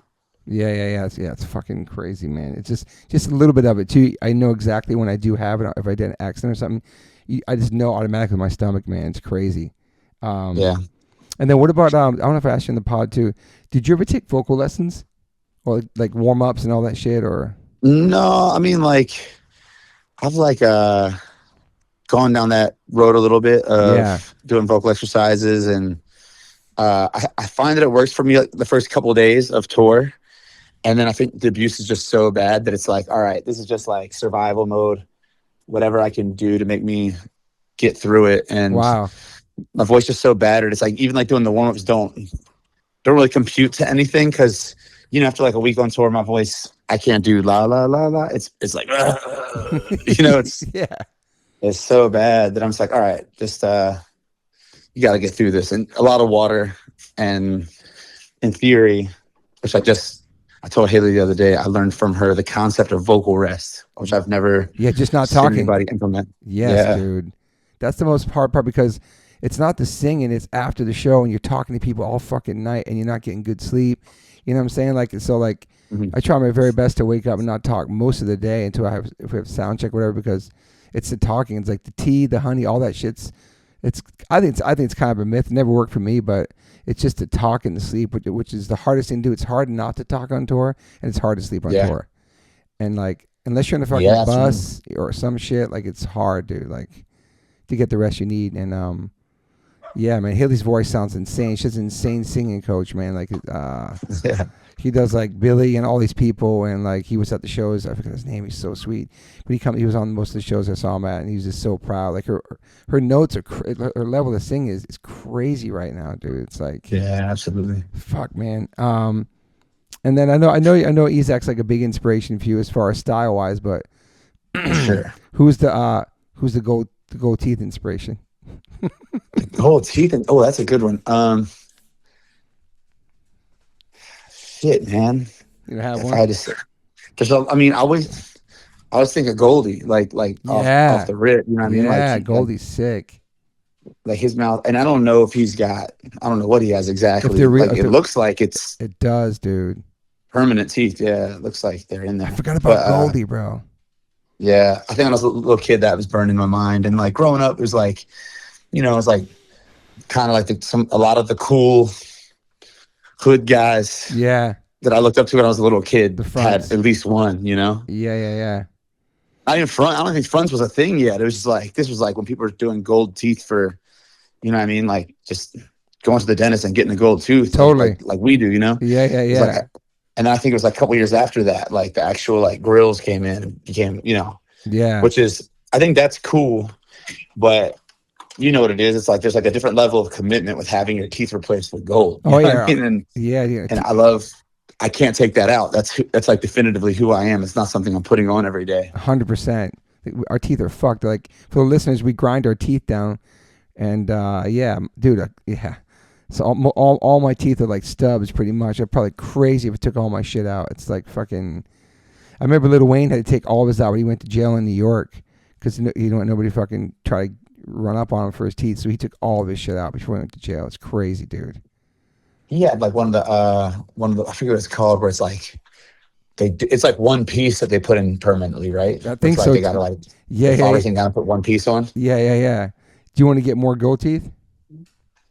Yeah, I mean that's the objective. I got actually have like an old root canal I had to get done. Oh yeah, we talked about the other 2 weeks day. home. Yeah. Like the day I got home from tour, I got the first, so it's a retreatment, so they got to do it twice. So I go in the day I get back, which I just got done, and then the day before I leave, I go back to get it done again. Dude. And it's miserable, but I'm gonna get that replaced with gold, and once I get back from this tour. That's cool. Yeah. And slowly picking away at them, just get them all until I look like Goldie. Yeah, teeth shit, the dentist shit sucks, man. I fucking hate it, dude.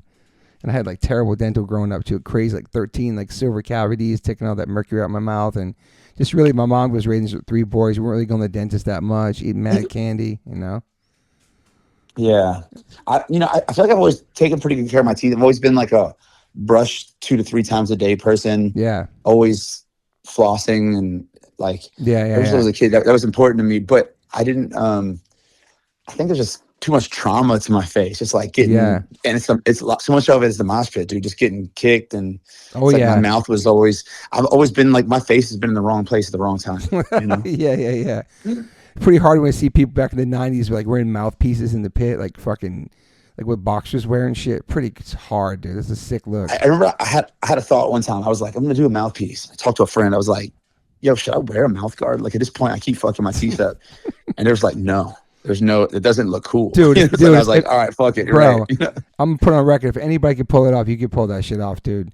You could pull that. Damn, maybe. Dude, you fucking rock, wild haircut. You rock your own shit. That's another thing I have so much respect for. Like, you just, the glasses on, all the shit you're rocking now, like just whatever, fucking, I feel like you just wear the fuck what you want. You know what I mean? And it's if still, I could sing with the mouthpiece, I would do it. Yeah, that's different. Yeah, moshing's different, but singing, that's hard as fuck. Yeah, that's different, dude. With the crazy design on it or something. Oh, fuck, dude. I think that's it, man. I just want to catch up with you, and obviously the podcast is out right now for the listeners. It's 4:20 today. What's your next tour you got coming out? What's your next thing you guys doing? Doing Australia. Nice. Into a short Europe tour. Nice. And then Tied Down in Great Michigan. festival. Yeah. And then back home for couple weeks, I think. I'm not really clear after that. It gets blurry. Yeah. But you like being home for like a little while in between, like decompressing and all that shit? Oh, man. I love being home. I never liked being home. That was like never a thing. And then I moved to LA and I was like, man, I like being home for periods of time. It's cool to be home for a little bit. Yeah. And then COVID happened and I was full time in LA. Yeah. And that fucked my brain up, dude. I was like, really? Oh, being home's the best, dude. It's always summer and bro, dude. Yeah, dude. They don't want to leave. mean, COVID sucked for sure. I get it. But like, there definitely was, at least for me and probably a lot of musicians and traveling performers and stuff, it was like, oh, this is what it's like to be home. And kind of like be a normal person. Like, you know what I mean? Like, this is like being home and not traveling and just kind of, it was a weird time. I don't know. It's freaky to say that might be the most normal time of my life. Maybe like the most normal I've ever experienced, Yeah, you couldn't do anything. It was weird, like, first time ever not being in Europe in the summer, just like we're all locked down together. It was such a weird, kind of beautiful, scary. Yeah. I don't know. It was a weird time, man. But it was for a lot. Some people they thrived, and some people changed the whole. Like, shout out to Jorge from Mad Boy. He changed his whole entire life and diet. He lost like fucking 100 pounds. Looked like his COVID fucking 360 change was bananas, bro. You know what I mean? Like how like jacked he got. And I was gonna say, if he lost 100 pounds, he put on 50 pounds of muscle, dude. He is jacked. Yeah, he looks awesome. 100%. But he did that during the pandemic. He just said, "Fuck it." Like, he turned his whole shit around. That was a crazy transformation. And he's still in that Mark Wahlberg fucking 4 a.m. workout right now too, which is amazing, dude. What? So shout out to The Rock, dude. 4 a.m.'s like that's a part of it. That's the rule. Yo, bro, that's Mark Wahlberg's biggest shit. It's all people. I saw him on an interview the other day about it. He woke up at 3 a.m. the other day, worked out. Yeah, his shit's like 4 a.m. He's done by like, I don't know, 6:37, and he can do all his business. It's crazy, bro. I could not get up at 4 and work out, dude. Are you like a morning person? No, I'm like I've always been so far from a morning person. Me too, bro. I hate it, dude. Trying to get better at. I've been waking up at like 10, 11 on my own, at least. Like on tour, it's different. I gotta wake up earlier. Yeah, but like just like somewhere between 10 and 11, I want to be. I think that's like a time where I can wake up and like get to all my emails. Yeah, and then by noon I can like do stuff with my dogs. And how many dogs you got? Too many dogs, dude. How many you got? Currently 3. Oh shit. And yeah, what kind? 3, but bull terriers are the main guy, like with Fuzz McKenzie's type. Nice. Get them fed, and then I try to like, do the gym or do something productive after that. Are you a cat person too or no? I like cats. I had a cat growing up. I just haven't had one in a long time. Me either, dude. I don't know. My dogs would eat one for sure. Oh fuck. Nice. Oh shit, man, Just, I appreciate you so much. I hope you have a great tour. I'll run into you somewhere, hopefully this summer. Will you be in Cali again or no? Let's see. When are we gonna be in Cali? I don't think we have a plan yet, but okay, yeah. It's a good sign. It's a good sign to start working on the plan for California. Yeah, and the response for the new record's been great. For the new AngelDust record's been going good, right? Dude, it's been awesome, man. That's all I could ask for. We like invest all this time into the songs that we like, and granted, it was a different approach this time. It's not just all about what I want, It's like a little more of a step outside of myself and the team, but like it's been perceived very well, and it feels good. Yeah, I feel like this is a pretty big. The last tour is a pretty big tour for you guys, venue-wise, sellouts, all that stuff. With all the shows, Yeah, definitively the highest performing headline tour of my life. Which really, I don't say that. It's not like to brag. It's no, like not at all. No, fuck. Very successful friends. You know what I mean? It's like, but it's like that's dope. Just cool, man. It's an awesome milestone in my life to be like, damn, okay. You want to feel like we've been doing this for a long time. You never want to feel like you're taking a step backwards. That would be a hard blow to accept. Yeah. But just grateful, man. I'm really excited that people are giving it a chance and they're rocking with it. No, I love it. I love that you have that outlet, TUI outlet, and all the stuff you're working on. You can just express yourself the way the fuck you want, and I think that's punk as fuck, dude. So appreciate you. Appreciate the music you put out. Appreciate the time you put into the game, and your love for the community and the scene and all that shit, dude. So thank you, man. I appreciate you, and I look forward to that H2O record we talked bro, a little bit. It's so funny you said it because my producer finished this episode like 2 days ago. He's like, bro, Justice schooling you on a new H2O record gave me goosebumps, and he goes, and I backed, and he's like, I backed the whole thing, and Henderson too. So I appreciate that, dude. You definitely lit a fire under me for that, and I'm definitely gonna. We're actually gonna get in the studio in May once we do this Pennywise Circle Jerks run. The whole band. We have some. Maddie's got shit. Adam's got shit. We all have shit. So we're gonna get some shit together. Quiet, Stella. Yes, man. The world needs it. The world needs you. No, I appreciate you, brother. That means a lot. And I hope you have a good day. And I'll talk to you soon, brother. Thank you, man. Appreciate you. Peace. Bye. Gotta give a big shout out to Liquid Death.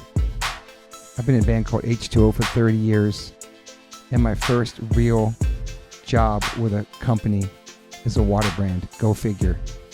Love you, Liquid Death. Love the people. Love the brand. Love the concept. Love what they give back. Love the community.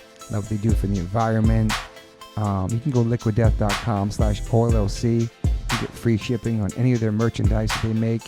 They have such incredible collabs.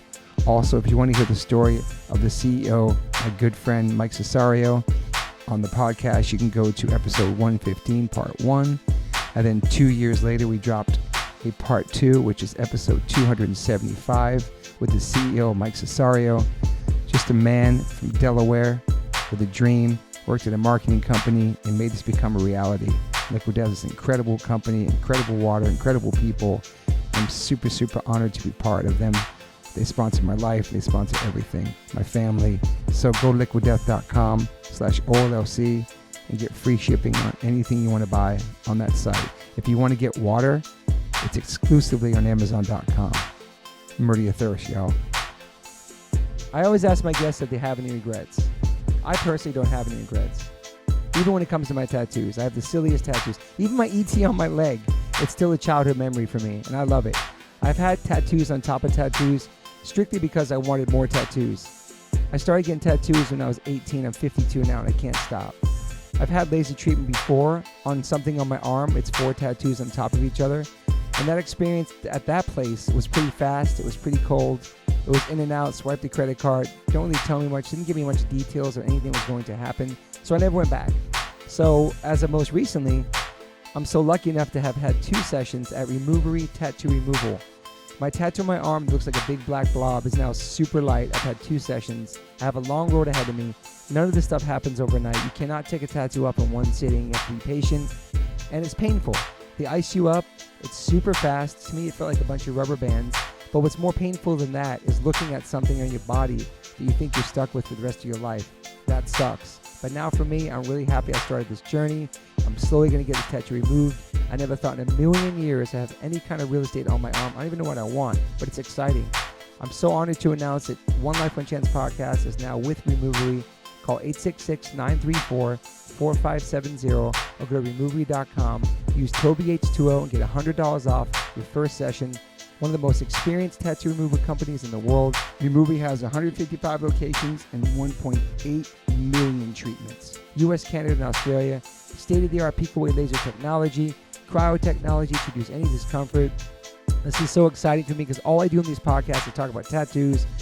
From day one, if you've been listening to this podcast, talk about tattoos, talk about getting removed, talk about getting covered up. So this is such a perfect fit for me. Definitely check out One Life One Chance Podcast, episode 281.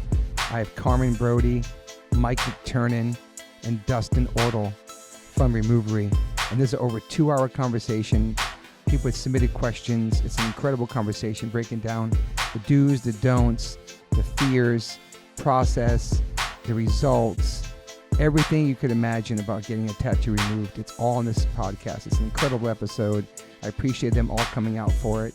So check it out if you want to learn more about Removery and what it's like to get a tattoo removed.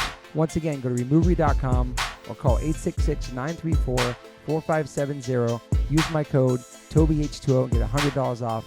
These guys are located everywhere. Try it out. I have a lot of friends who are sober, a lot of friends who are straight edge, a lot of my friends who are going through it. I know struggling with substance abuse and alcoholism can be really, really hard, especially knowing who to turn to. It can be really, really daunting. I'm here to say that a good friend of mine and his friend started this incredible treatment center called Refine Recovery. They gave me a phone number, 855-516-3332. You can text, you can call them. It's totally confidential. It's safe. There'll be somebody on the other line to help you out, a compassionate human being to talk to help you navigate the process, the insurance treatments. They accept most of private insurances. You can go refinerecovery.com, Refine Recovery Instagram. I know it's hard, but reach out to somebody, man. People care about you. People love you. People want you to be here for a long time. People love you in their lives. If you're going through it, make this phone call. It's totally private. I know people DM me all the time about going through and going through sobriety and trying to get straight and trying to take care of themselves, and the struggle is totally real. And Refine Recovery is the definitely move. Reach out to them, 855-516-3332, or text them, 855-516-3332. You can call or text this number anytime, 855-516-3332. You know the drill. This number is here for you to call. As we get older, we start paying attention to what we put in our bodies. I personally have been listening to my body since I was 18 when I went vegan. I've always been focused on my health. It's super important, mental and physical health.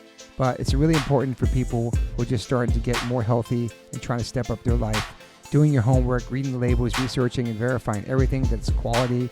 It's part of the game these days. That's why I started drinking AG1s. I'm so proud to have them as a sponsor of my podcast. AG1 is a foundational nutrition supplement that delivers daily nutrients and gut support and is backed by multiple research studies, so you can trust what you're putting into your body. We're all so busy these days, so just throw a pack of AG1 in the morning into a cup of water and shake it up and drink it. I love the way it tastes. I do it every single morning. It's part of my routine. I bring the packets on tour. It's an incredible life changer for me. Many supplements only reference research from ingredients in their product, but I trust AG1 in my daily routine because it's constantly putting the formula to the test. It's backed by multiple research studies, and one of those research studies, AG1 was shown to have double the amount of healthy bacteria in the gut, which is super important because these help digestion in the immune system and immune health. And these bacteria are known to help with digestion as well, gas and bloating, which I freaking need. And it also promotes regular bowel movements, what I can attest to. In another research study, 97% participants felt more energy after 30 days, and 91% of the participants noticed that they needed less coffee after 60 days. I quit coffee like 5 months ago. I know I'm good on that. But AG1 is packed with a variety of nutrient-dense ingredients and is the perfect complement to my healthy diet. I drink it because I know it's going to work, and it gives me a peace of mind covering all my nutrition bases for the day. In fact, I trust it so much, that's why I'm spreading word about it. That's why it sponsors my podcast. Thanks to Angie Huberman for turning me on to AG1s, connecting me with them, and now they're part of my podcast. It's so easy and satisfying to start your day with AG1s. Try AG1 and get a free 1-year supply of the vitamin D3K2 and 5 free AG1 travel packs with your purchase at drinkag1.com/OLLC. That's drinkag1.com/OLLC. It's never been a better time to focus on your health and wellness and get back on track, man. Take control of your daily health. Health is wealth.